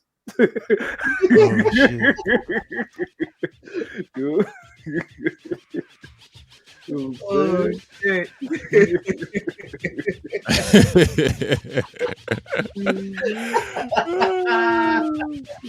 I had to go light on you, Lauren G's. I had the darker avatar of this face, and I said, you know what? Let me go back to the color. Oh hell, Grayskull. Oh hell, Grayskull. Oh hell, Grayskull. But you know that Super Bowl stream, man, it's gonna be fun. We're gonna be talking about sports. I'll have it on the screen, and everybody say, yeah, it was the countdown. It's the countdown. Yeah, man, it's gonna be like 11 a.m. when I start. We talking about ish. Yo, I was watching this boxing, man. Well, not watching, looking at the news, man. Canelo fighting that Balkan dude and Triple G, his next two fights. Oh, Triple G and that Balkan dude? Yeah. I don't even like Triple G, but the last time, I'll never forget that loss that he lost. And even though he was undefeated for a while, but this dude, but he's good though. I'm not gonna hate. I mean, the guy's good. You know, I'm not saying he's terrible. Yeah. I think Canelo got him, bro. Like Canelo on some whole different other shit. Yeah, Canelo should win, but I don't even like neither one of them. But Canelo, he's decent. Yeah. But it's just like I can't get with his style like that. But I understand he's been on a roll. I've heard. Well, you know, all the Mexicans fight the same. I know. What's Canelo's fighting style? Orthodox or Philly shell? No, it's orthodox. He's got orthodox. That, I mean, not orthodox. I meant defensive styles. You mean? I mean, there's cross, there's Philly shell and classic. Yeah, he's got the classic Mexican. Yeah, see, his defense is trash, but his offense is what makes up for that. You know, most Mexican fighters to me. Wait a minute, hold up. They still going at it? Didn't they have a rematch like years ago? Canelo and Triple G. Well, yeah, they had two. I think they had two. Hold on. They had two, and Triple G beat him twice. So, you know, I'm not going to take this fight seriously. Like, I'll give it to Triple G because he can knock his ass out. Because, dude, the style is trash to me. Only thing good about Canelo, he's fast. That's all it is. I've seen him put in work on dudes. Now, Canelo, if he does beat Triple G, I'll be laughing my ass off because Triple G get what he get. Because remember, he was undefeated. Remember, this nigga was beating up niggas and ain't fought nobody until he ran into that one dude and lost. I forget his name, but god damn it, I saw that fight. Woo! He get what he get. Because I hate undefeated fighters sometimes. Now, Floyd, he's a little different. Now, he can get tagged anytime. The problem with Floyd was he switched his style in his prime years. If you notice, he went to that show. He understand about getting tagged and getting hurt. And he studied all them great boxes. But, you know, he can get tagged any day because he realized, like, man, I'm not in the in club. You know, I'm not in being knocked out club. So, now they can't say nothing about him not getting knocked out, and it'll make him a great fighter. But see, once you're that undefeated, they'll forget about you. They'll be like, "Oh, you just like Calzak and all them." Yeah. But you know what's saving Floyd? Money, hoes, his name, and you know what's his brand? You know the money team. That's what's saving him in Vegas. I mean, quiet as kept. As name me one athlete that has a brand, right? His name on it, right? And still talk his shit at this age, and he can say that. Despite Mike Tyson, you know, because Tyson he was on some fuck shit. They carry around a duffel bag of bread, whole bunch of bread in the bag, like what's good, like it's nothing. Like it's nothing. Well, the other thing is Floyd. The other thing is Floyd is. Like Floyd is actually, Floyd is retired. Like, so this nigga is like, anytime, even if you fight him and he loses, it's not official. It's not official. Yeah. Like it's expedition. That nigga's expedition. I know it's not fair to most people, but they have to understand if you got him in his years, you was fortunate. He would still would have been great. I tell somebody, even if he lost twice, he still have been a great fight. I would give him props. Like, look, he fought some great fights. It's just his undefeated record. The guys that he fought, they was trash. They wasn't the best in my liking. Now the one that had him was McDonough. It was a few others. The Zab Judah, please don't bring that up. That dude was just ass. I'm sorry, man. You couldn't beat Floyd. Nah. I mean, I'll say this. What fucked up with Zab was that.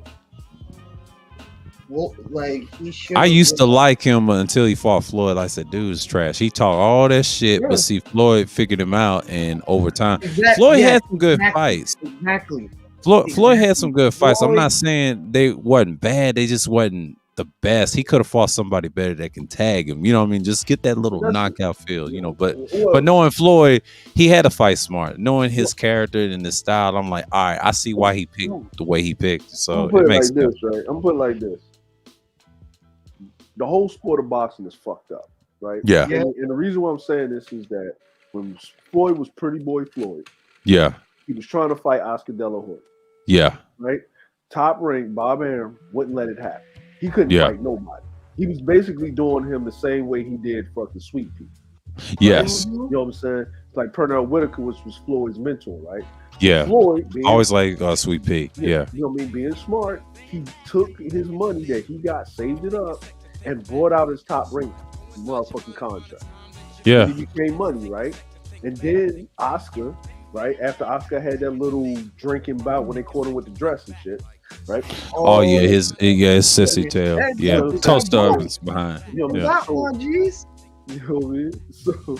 So yeah, Utah. We talking about something different. We talking bad about Oscar and the Mexicans. Great. Yeah. So then what happened? Utah? That whole fucking Showtime HBO fucking 24-hour thing, that was Floyd's idea. Oscar didn't want to do it. Yeah. So he fights Oscar, and he was still the B side. He wasn't even the A side. He was the B side. So remember, Oscar weighed more than Floyd. So Floyd had to go up weight class. He fought Oscar. Now, Oscar was a little bit past his prime and all this other crazy shit and yada, yada, yada, right? But Floyd fought Oscar. That was the first time he was Money Mayweather. That was the first time he controlled his shit. And when he beat Oscar, he became the A side. But he's his own promotion, right? To protect himself. Because he wouldn't be able to get none of them fights that he was trying to get under Bob Arum, right? Like, look at what Bob Arum doing to Bud Crawford. Yeah, he's fucking him up. Yeah, he's fucking him up. That's why Bud get what he get. I mean, he's the type of fighter. Like, why would you trust a Bob Arum? Have you learned from Floyd? But some fighters, you choose these promoters.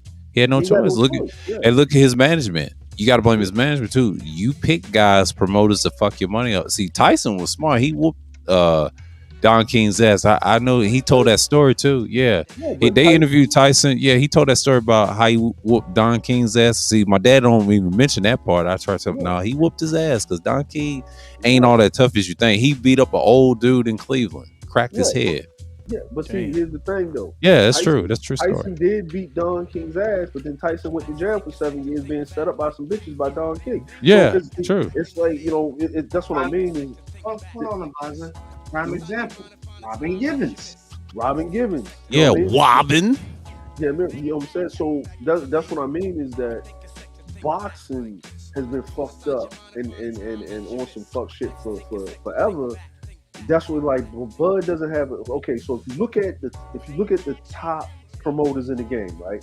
Mm-hmm. You got Floyd, right? You got Mayweather Promotions that just came out, right? You got Golden Boy that only push goddamn fucking Mexicans and Latinos. So if Bud would have went over there, he wouldn't have even got the shit that he got. Bob Arum, he'll push some black folk, but if he can get like Pacquiao was his workhorse, right?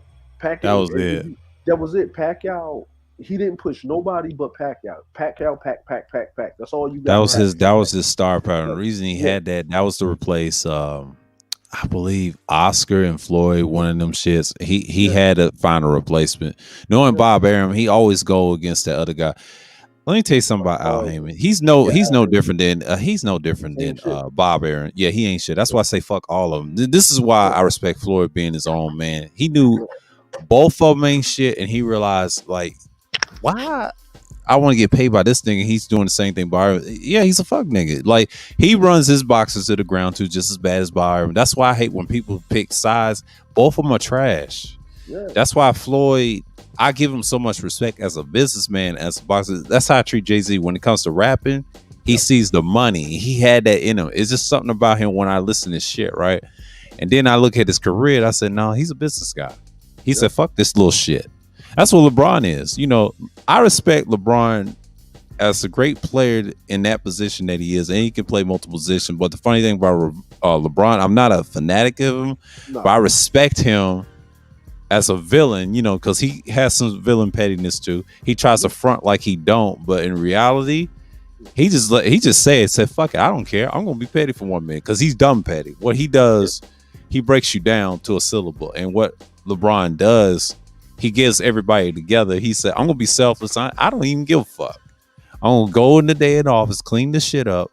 If you fuck around, you got one more chance. I'm gonna put you on the chopping block. And that's how LeBron gets down. But you know, he's one of them guys. Like, look, his friend Maverick, they go there to work. Unlike Michael, because Michael wants to hoard all a bunch of shit. Yep. And then you ain't gonna ever play again. That's the problem. Be excommunicated. Now LeBron, he excommunicated a few players. After that, he said, enough is enough. Fuck it. I'm gonna be about my business. So yeah, that's how you gotta look at people that has the success. And we're talking about, you know, stardom, like these Igmore clan like to talk about. Well, what about the white guys excommunicate the Wayne Gretzky ties, like how he did those hockey? Let's talk about hockey. Yeah. This dude had everything, right? Yep. And then certain players fucked up, they out of there. We can talk about Elway, and then let's talk about Tom Brady. He's another one, right? You fuck around, you gone. Him and Belichick, you gone. That's that Parcells shit. I grew up looking at that shit. I said, they always been villains, and I know why. They're diabolical, man. Like, hey, I mean, yeah, they control the league. Look at Robert Kraft. Yes, you control the league. Goddamn, you had money. You control the rest of the shit. Duh. And then when soon as you could try to cheat and beat the team beat your cheating game. Yeah. And they be like, what the fuck? How they beat us? Well, you try to rig the rules, and sometimes cheating don't always work. God had to come in and smack your faces up. You know, but you know, it's just what it is, man. But sports is weird like that, man. Like the great MF Doom said, They try to change the rules of foosball. Yes. Foosball, Yeah. You can't do that, man. Yo, you know the one thing, people like the UFC fighters talking about they need more pay, this, that, and the third. And I get it. Listen, I get it. But I get it too. The UFC hasn't been jumping like basketball, like football. Yeah. Like every league had to go through that. Y'all niggas don't have a collective bargaining agreement. Like They don't have a collective bargaining chip. Y'all guys can die in the ring. Yeah, Y'all can die, Well, it's not even just that. I'm not saying just dying, but I'm just saying the risk of dying. They don't want to pay no. Well, the problem is you can't have fighters. You can't have a pay-per-view if the fighters don't all come together and say we ain't going. Yeah, right. You know what I mean? That's how you bring a nigga to the table. But here's the problem, and here's the biggest thing, right? The UFC, at least Dana White, makes the fights that people want to see. And people don't understand that it's just because you're a good fighter in the ring does not mean people want to come see you. Like the reason why people fuck with Conor McGregor is because the motherfucker did shit outside of the ring. He was running it. He was doing the press conferences. He was doing the shit, right? Like the reason why people wanted to see Brock Lesnar because the motherfucker was in the fucking WWE. They already saw the nigga. So like you gotta have that. Like people don't understand like. Those fights between what's his name? What's old dude? Chuck Liddell and Tito, right? Them dudes Chuck were Liddell and Randy Couture, them guys. Yeah, they had personalities, but you look at Tito Ortiz and motherfucking Chuck Liddell, the Iceman, right? And then you had your Ken Shamrocks, then you have your Anderson Silva, and what's that other guy, the black guy that they had that with the weed? Him. And the big Russian guy, Rampage. Rampage. Now you got Savage. Yo, then you got Israel Adesanya. You got Rashad Evans that came from that UFC fighter. Those guys that's have small personality, and there's another white guy in the light. I forget their names. Half of them have personalities. It's not that many. I mean, it's just like New Jack said. He showed you the difference between organized sports and combat sports. Organized sports deals with the bargaining chips, contracts, and big money and advertisement.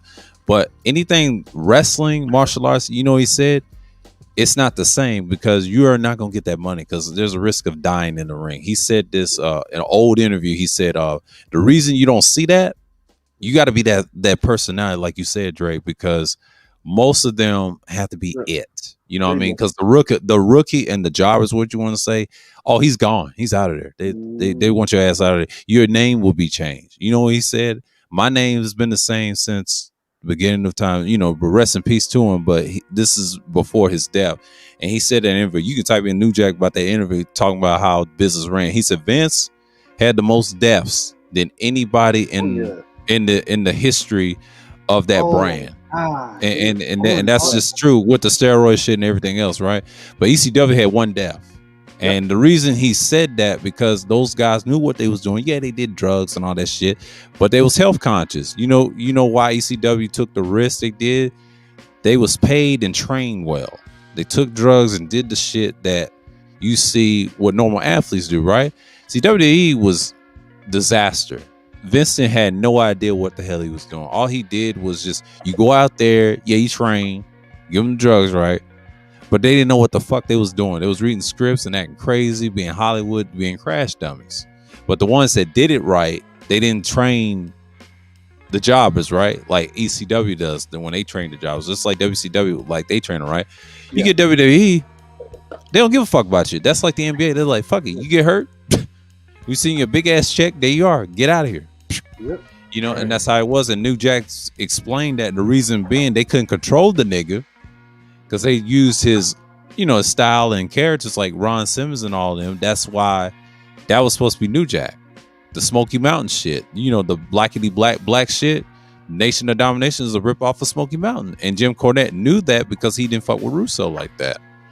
And that's what it was. I mean, if you go by Jim Cornette's interviews and New Jack's interviews, how bad wrestling was, they'll tell you. And there's several other wrestlers can testify what they're saying is right. Balls Mahoney, all them guys, they'll tell you it was what it was. They were sleeping hotel to hotel. Now they got fancy hotels and giving them big contracts to certain wrestlers you see now. Just like the UFC. The UFC don't realize you're in the same realm of wrestling and boxing. Right. You can die in a fucking ring and no one cares.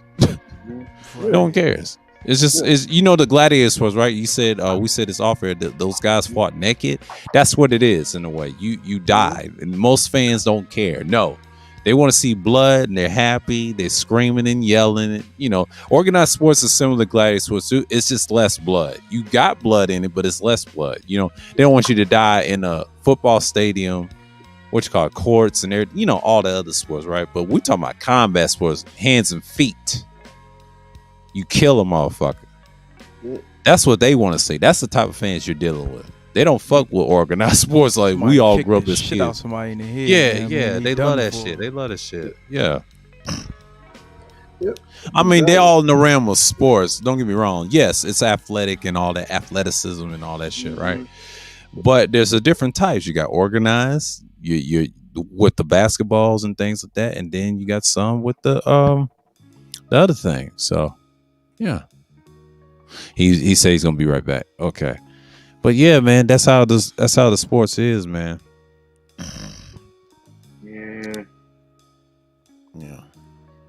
Yeah.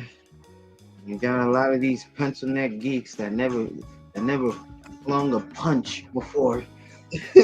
They never even thrown a football before in their life. Yeah, I've touched the basketball and I threw a punch when I was younger. So yeah, I already know what that's like. I've been punched on. I punched people.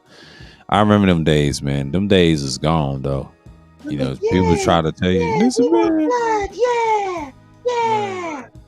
Like, sit your asses down. Like, y'all niggas never wanted blood when y'all had some discrepancies. Like, but fans are sick these days. Yeah, and then the gunplay changed everything. I know people dying left and right. It's fucked up. Yeah, it's fucked up. Real that's what happens when you let your pride take the driver's side. Yeah. It's like a how's your hip moment when your nuts broken off. Oh, shit. Sorry. I didn't mean to throw that shit. No, Buddy, we're petty. It's his birthday. Shit. Yeah. Might as well. Yeah, man. Why not? It is what it is. So, Ronan told you happy birthday. Okay. Thanks, Ronan. And thanks to Degenerate too. Definitely. Classy Freddie Blassie reference. Yeah.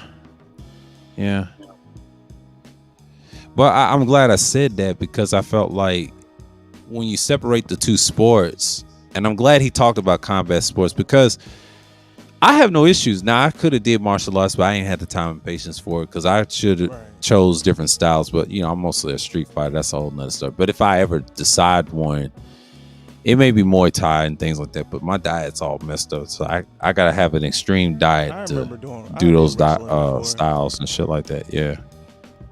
It was cool. I should have, but, I ain't got the time, though. Right. That takes a lot of time. Ain't nothing wrong with martial arts. It's a good stress relief. I mean, the captain's doing great with it. That's years of harnessing your skills. And patience. Patience. Yeah, man. It takes a lot of patience.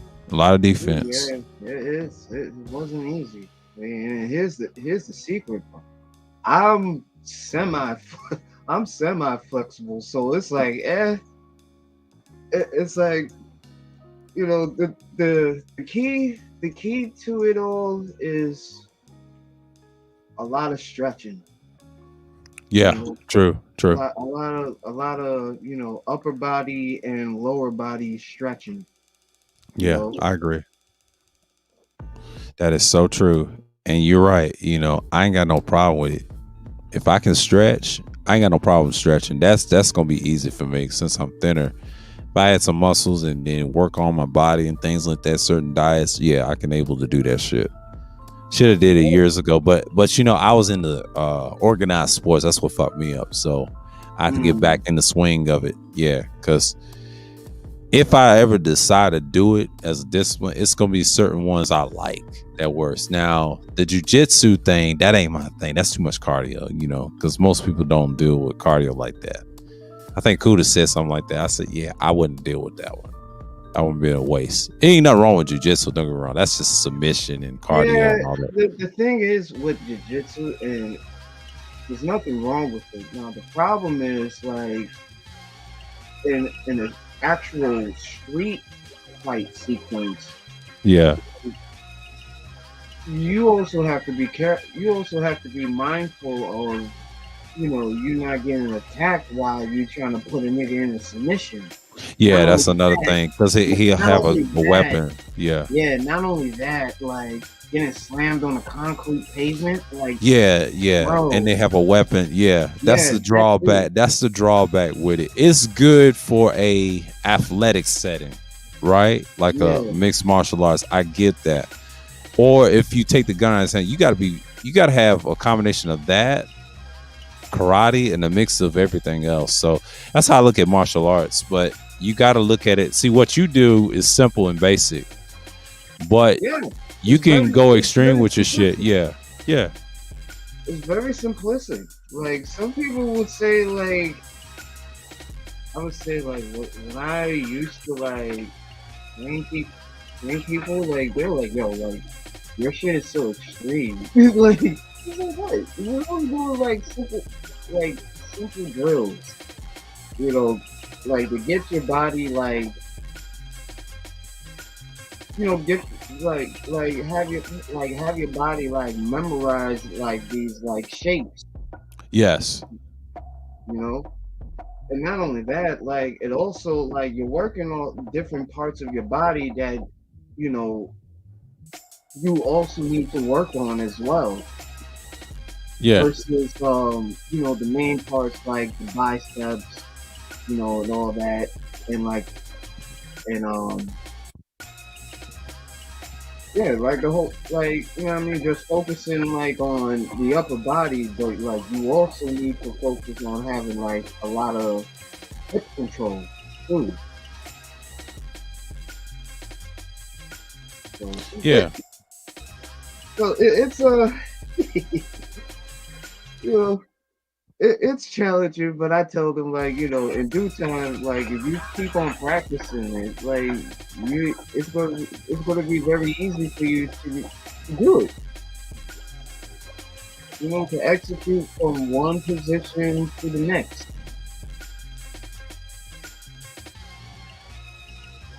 Yeah, that's true.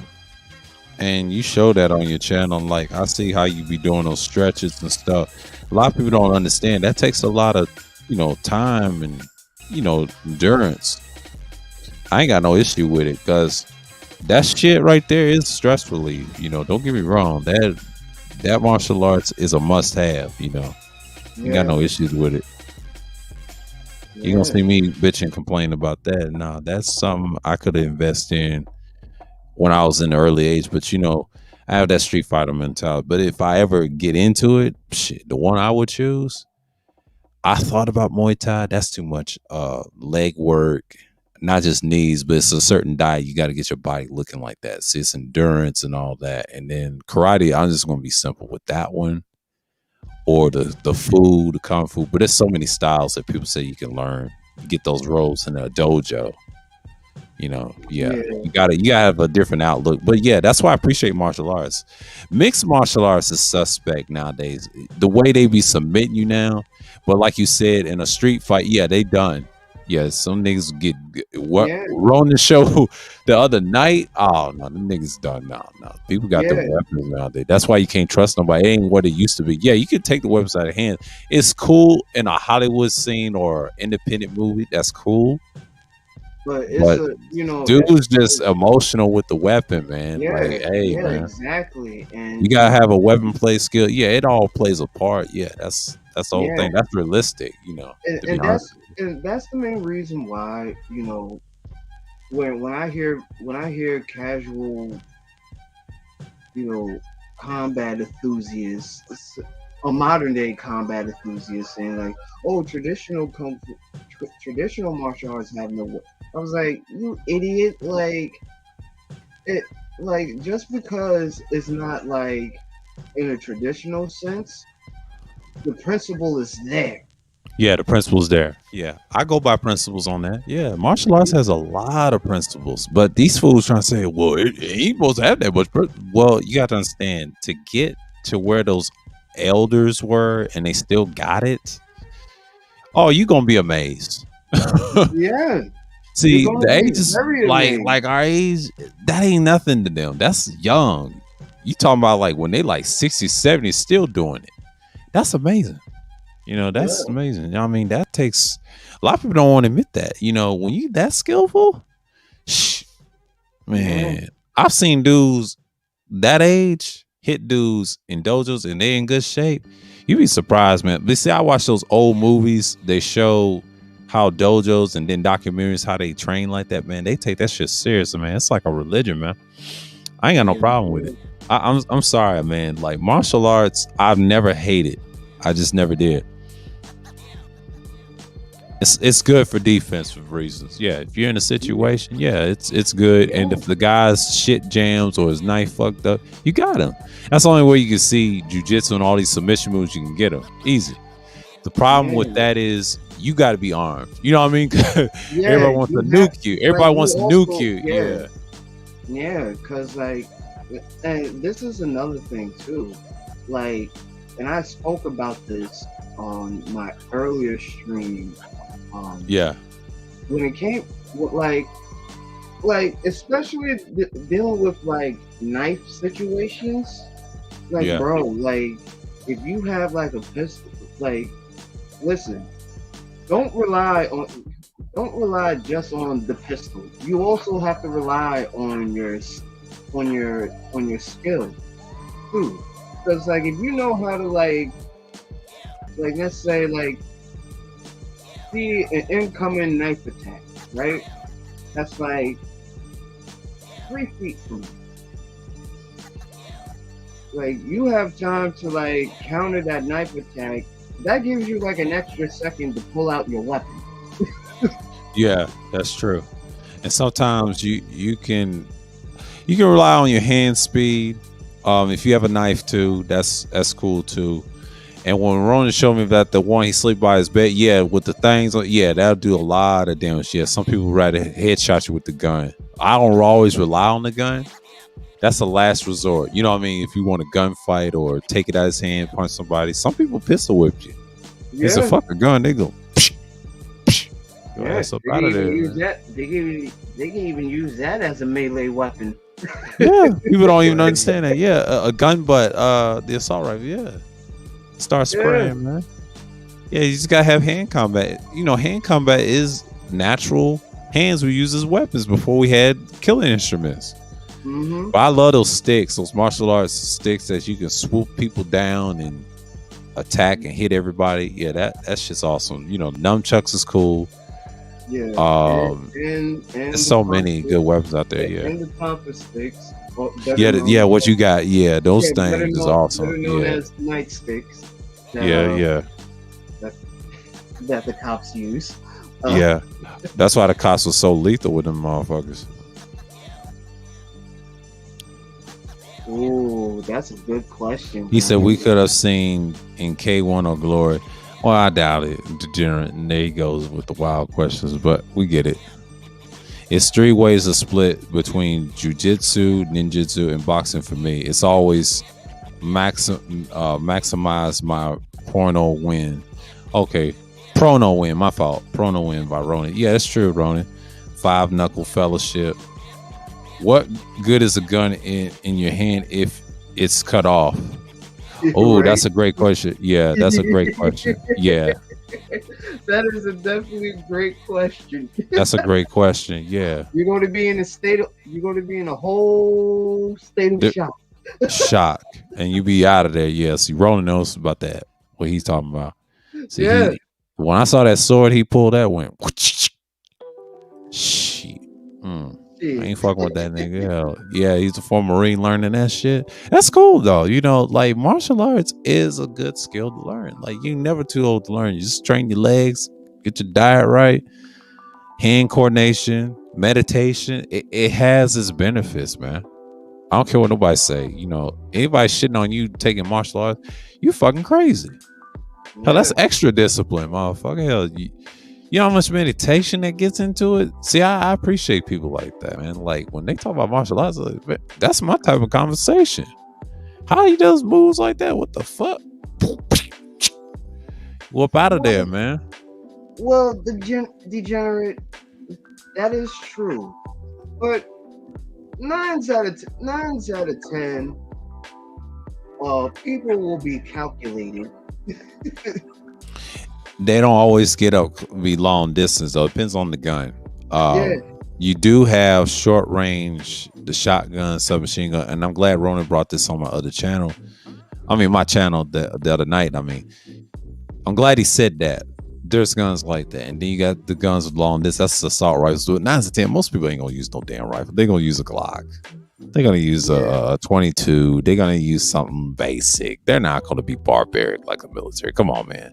Only insane old criminals will do some shit like that, or terrorists. They'll do some shit like that. You know, like you see on video games. That's not realistic. It's entertainment. You know, it's almost realistic, right? But the average person, if you notice the average NPCs on those games, they showed you everybody uses Glocks and shit.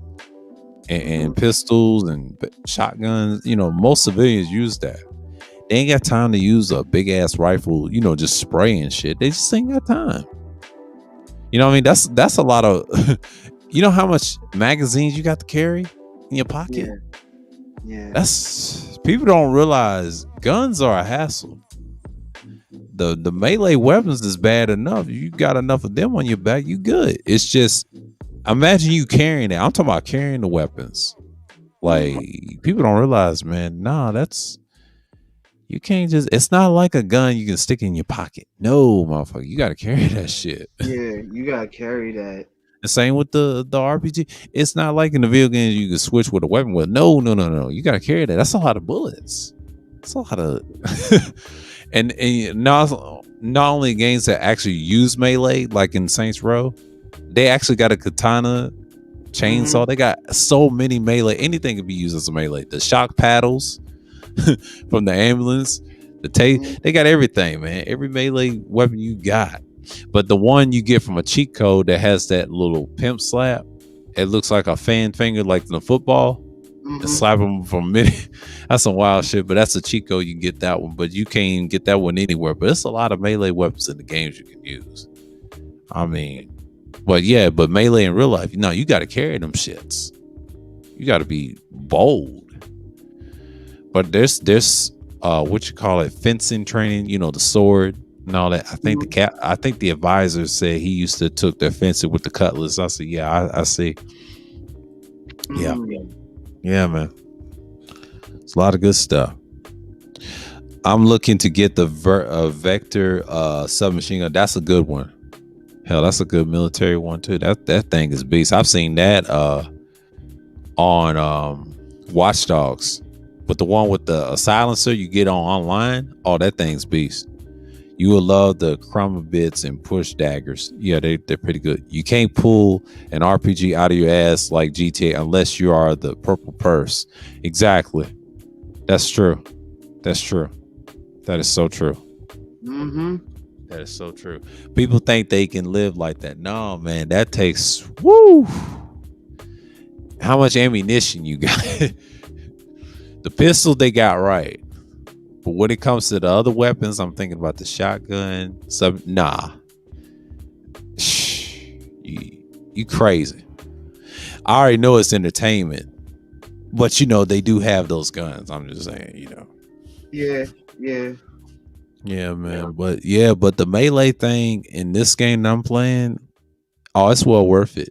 Because they don't show you that. But I remember True Crime New York showed melee, all the styles. Actually, Degenerate, I do have some nunchakus that's right behind me.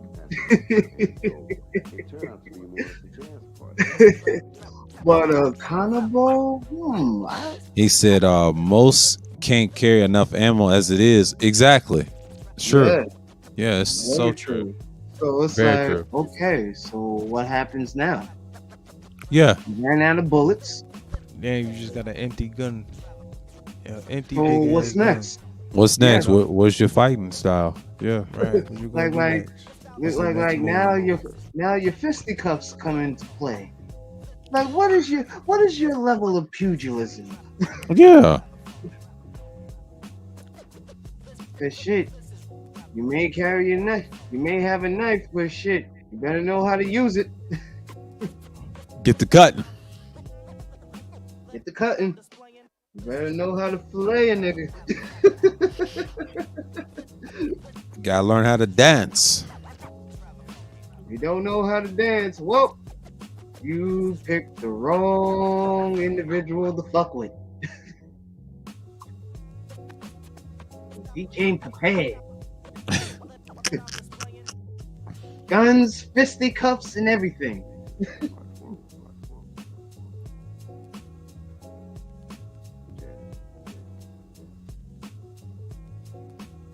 Niggas can talk all that gunplay they want, but we all know this. It only shows that you a punk.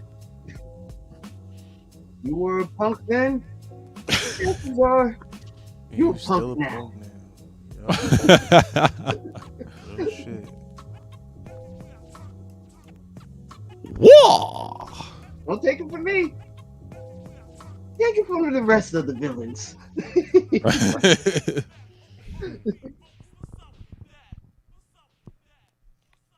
and Villain Spear affiliates.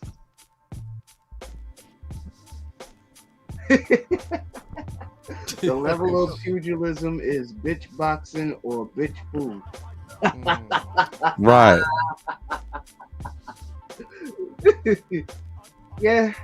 Yeah, unfortunately. Empty ammo plus depleted hands equals lead heavy ass.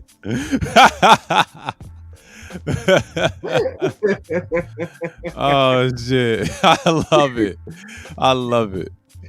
Lead heavy ass. Yeah. The level of pugilism is bitch boxing or bitch food.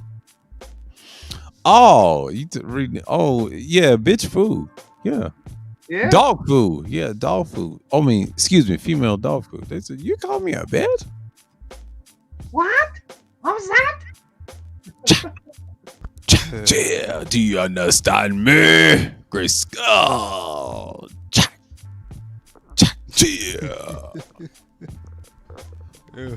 oh man, I'm glad Agent G took my wrench, man. Like, I'm glad, because I was gonna tell Gino that he took mine because I was on your shit. He was watching you. He was pissed. That nigga was pissed. Like, damn, you fucking with Pino, man. You fuck with Gino, man. You fuck with that nigga, man. And then he had his own music. That shit was dope. He said, I'm gonna watch the replay. I said, yeah. Oh yeah, Ronan. Oh yeah. Especially if the opposition gets off with joint breaking and other violent shit. Oh yeah. Oh yeah. Bitch Quando, baby. Degenerates are crazy.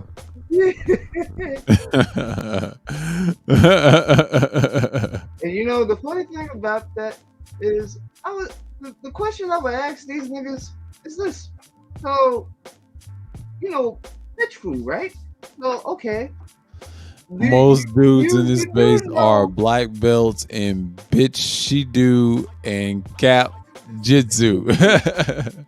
And you know the question I would ask, I'm like, oh, so you all about the women, huh? So, okay, let's just say you and her go out, have a lounge. You know what I mean? Some dude just randomly grabbed her by the ass. What you gonna do? Grab by ass. He got a wet ass. What you gonna do? A whole hour. Whole hour. That shit was funny about the branches. He said, but that Marine guy was whooping that shit. Took the car. Woo! Shit. That was some wild shit. Took his car, whooped that ass, man. They did them dirty. But that Air Force said, he said, what type of car is this? I was like, what the fuck? That's some funny shit. You know, the Army and Navy was decent, but them other two brands, they did y'all dirty, man. Yeah, that's foul. Oh man, you know the story that Drake, the story that the advisor told us, how he had to change into different boots. Oh yeah. I was like, dang. You had a whole pair of boots just waiting to fuck niggas up. PhD with Job Corps dropout hands is too common in this space. Damn. Oh shit. Hey Captain, good question. How do y'all tell if a martial arts school is bullshit-do? Bullshit-do. Oh Well, man. best way to prove that is reciting the school's creed. That's how you get them. If they don't know it, that's how you know they're running a McDojo. Or, you know, if y'all seen that if you seen a video of these individuals doing what they call Kia, an MMA fighter knocked this nigga the fuck out. Hold on, what type of shit is this? Like you thought this was Dragon Ball Z or something? Like you gonna push? Like wow. Oh, like these niggas here, man.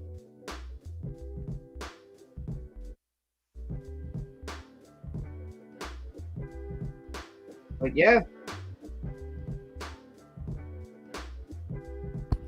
Or the best way to do it is with the Kofuya community, you challenge their school. Yeah. And you see if they actually are legit or they're not saying what they say they are. They forgot jutsu. Okay. Jutsu. Okay. The internet cop training niggas how to get killed. Yep. Stupid. Stupid. Very stupid. Indeed. Indeed. I'm thinking about that Asian tag team. I think they're Korean or what, the Funaki and all them. Oh, I forget they named that tag team. Yeah, he kept saying indeed. Indeed. Oh yeah. That was a funny ass tag team back in the day. I think they won the tag team titles, one of them. And then They didn't last that long. Dragon came to WWF too. Yeah, Ultimo Dragon. I remember him in WCW days. Yeah, he's a Mexican guy. Ultimo Dragon was. I used to like him. Yeah. And Rey Mysterio. Rey Mysterio. They was all in that mask days in ECW was super crazy and all them because that was when the Lucha Libre thing was a big deal. And the Asian, Japanese, yeah. Yo, I remember on WCW, Kevin Nash took off Rey Mysterio's mask, right? Yeah, I After remember. he, like slammed him and shit. So you know, you know NWO. You know they like to, they like to flex muscle and shit. Yeah. Yeah. I think he was in one of the Wolfpack members. I don't Yeah. know what Raven said. I do remember that. That was a hard time. Yeah. He said, I love ECW. Yeah, same here, Rona. I used to love ECW as a kid. I remember my I uncle remember. had a cassette tape of ECW. I Yeah. remember. ECW was a classic. I still Hell remember yeah. Sandman coming from the crowd and shit with a beard. Yeah, I remember Sandman. I like Sabu, but New Jack was my Sabu, favorite. yeah. New Jack was my favorite. The one Raven. that had headbutt. Yeah. New Jack was a beast. Raven. Rest in peace to him though. Yeah, R.I.P. R.I.P. man. But yeah, yo. But Sabu, but behind New Jack, it was Sabu. Then it was Sandman and everything. Everybody else, and I think I used to like Rob Van Dam. I'm not gonna lie, Tommy Dreamer. I didn't like Taz. Taz is overrated. Yeah. He was pushing him like yeah, he wasn't a tough guy according to New Jack. Just watch the interviews. He said Taz was a pussy. He always gets slapped in the locker room by Rob Van Dam. He said, but I ain't Taz. He checked RVD about that shit. Taz is soft. Taz is a white boy. That's a fake tan he got on his body. He's an Italian. Yeah, Degenerate. I remember. Yeah. Kai and Ty, yeah, that's Funaki and them. See, he got it. See, Jenner knows, yeah. And he kept saying, indeed. Yeah. Yeah, man. And I forget his other partner, yeah. Yeah, he was Japanese. He was a degenerate. Yeah, he was. I always liked that Ultimo Dragon. He was in that Japanese wrestling. He did all those flips and he fought against Rey Mysterio and everybody else. His best years was in WCW. Yeah. Robin. Yeah, a lot of people like Rob Van Dam. He's cool. But I always liked it New Jack and several other guys in ECW. I'm not gonna lie, I liked Super Crazy in that tag team that he had. But Sabu was like my second because that barbed wire in the arm. Wait, yeah. Wasn't Dudley Boys in ECW? Yeah, they too? were. They had a stint. Yeah. They had a stint. They didn't really last long. I didn't care for them either. Them and Taz, I didn't really care for because I knew when WWE got them, I was like, they don't know nothing about ECW. They got a lot of good wrestlers besides them, but when they got Tommy Dreamer, I give them a little respect. They had Justin Credible. I didn't care for him that much. They had a lot of noticeable faces. But if they had New Jack and Sabu, that's a different story. But Sabu came to WWE later. He was also in NWA. He was bouncing around, but he's a legend. He's been around a long time. Him and Terry Funk, yeah. I gotta see this.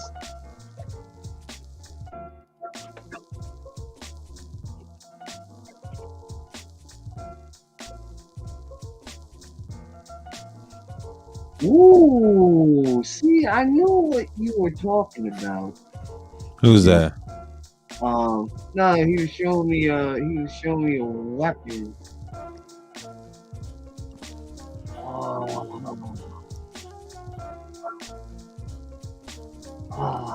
Degenerate.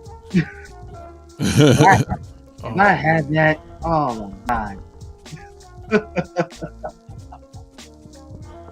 All right, since we talking about fighting and all that shit, so have y'all heard about the baby and all and his bullshit once again? Oh yeah.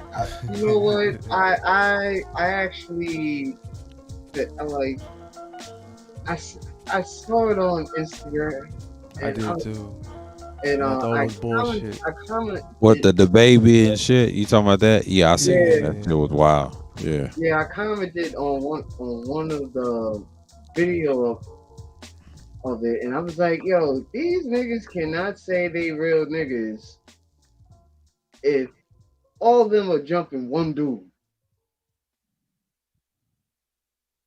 But it's like, man, you know, I can't really argue with niggas' logic these days. Yeah. That's why I stay away with those conversations. Absolutely. Absolutely.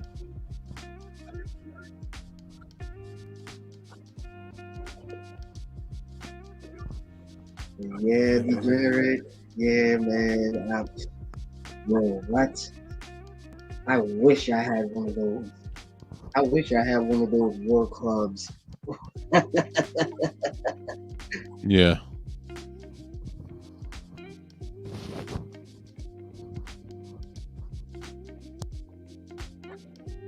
Yeah, I'm gonna end this at the 3-hour mark. You know what I mean? Oh We'll yeah. end it. Yeah, You know what I man. mean? We're gonna talk in the back, rock out for a little bit. Yeah. Yes, 'cause we got a lot of shit to talk about. Yeah. A lot of shit to talk about. But yeah. Yeah, I mean, it was a good birthday stream. Rocked out with y'all. We talked about sports. You know what I mean? Yeah. But we're going to touch on the Super Bowl Sunday. We going to touch on that. Oh yes. Yeah, I got a stream on that too. It's like 11 a.m. Eastern, so I'm gonna fire that one up. And it's gonna be a little long one because I'm gonna end it at 3. Cause you know what I mean? Cause I'm not gonna try to go anywhere. So yeah. Yeah, cause that day I gotta have a day to myself. Cause everybody's gonna be at the Super Bowl and doing things like that. So Super Bowl cause it's gonna start. parties, Yeah, Super Bowl bars, parties, and all thing that like shit. yeah. Cause I'm gonna chill. Me and my pops gonna watch it, you know, with the fam. Cause it's like religion, like we watch it every other year. Right. Yeah, we watch the Bengals and the Rams. See, I ain't gonna talk about it tomorrow. Cause Saturday is gonna be chill. It's gonna be some petty time Saturday, but the next day, oh yeah, I'm doing the stream on that. I got to do it. And I'm not doing the Monday stream. Thank God.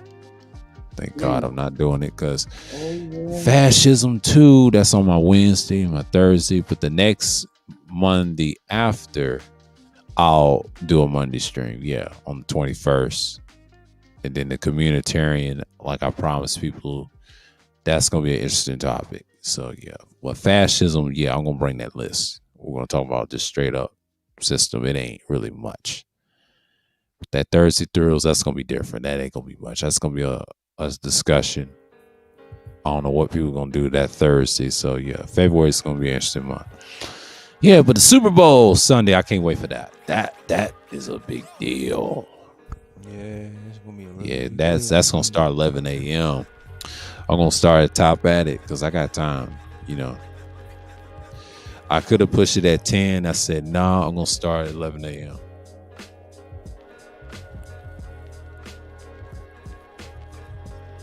Mm-hmm.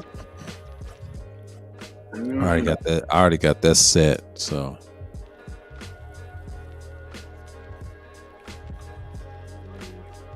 Yeah, this is gonna be a wild weekend. yeah, it is. Well, I'm gonna tell you one thing. Uh-huh. I'm gonna be outside.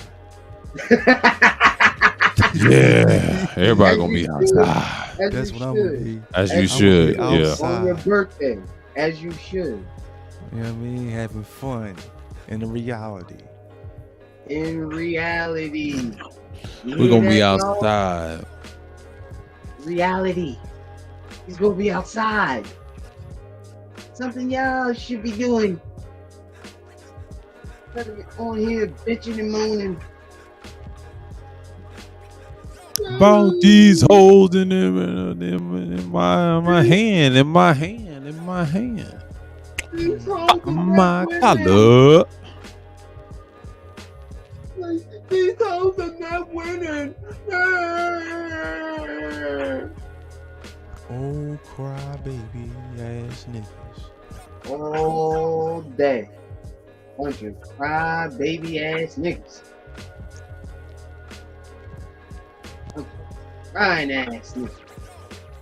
But yeah, we still want to see a challenge of y'all being outside. Yeah. Yeah, don't think we haven't forgotten. Take your ass outside, niggas. You need it. You fucking need it. You need some fresh air. Yeah, I need some fresh air and get the fuck out the house and being on this motherfucker all goddamn day. You know what I'm saying? Doing all that bitching and moaning. Oh man.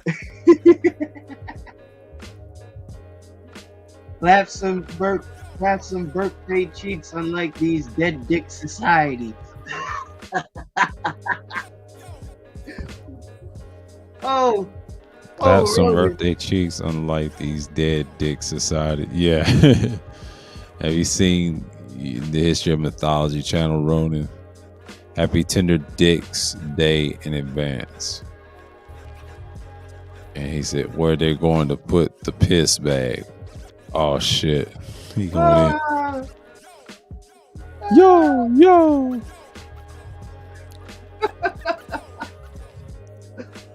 Oh man.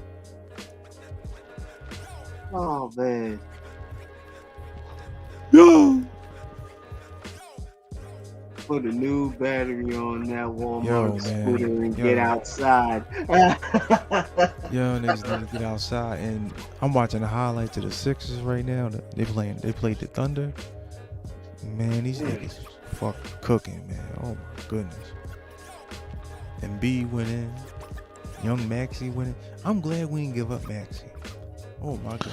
Oh yeah, the Sixers, they decent. The Eastern Conference are not a bunch of sexuals on here. They're champions. Throwing the ball. And y'all, we at the 3-hour mark. We want to shut this thing down. I want to thank everybody for coming through. You know what I mean? Celebrating the B-Day for the young brother. You know what I mean? We in here. Already. Want to thank everybody in the chat for coming through. Showing love. Most definitely.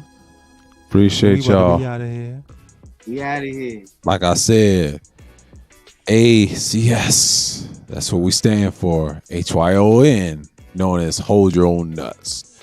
Oh, hell, Great Skull and peace. And for the ladies, hold your titties too. And we out. Peace.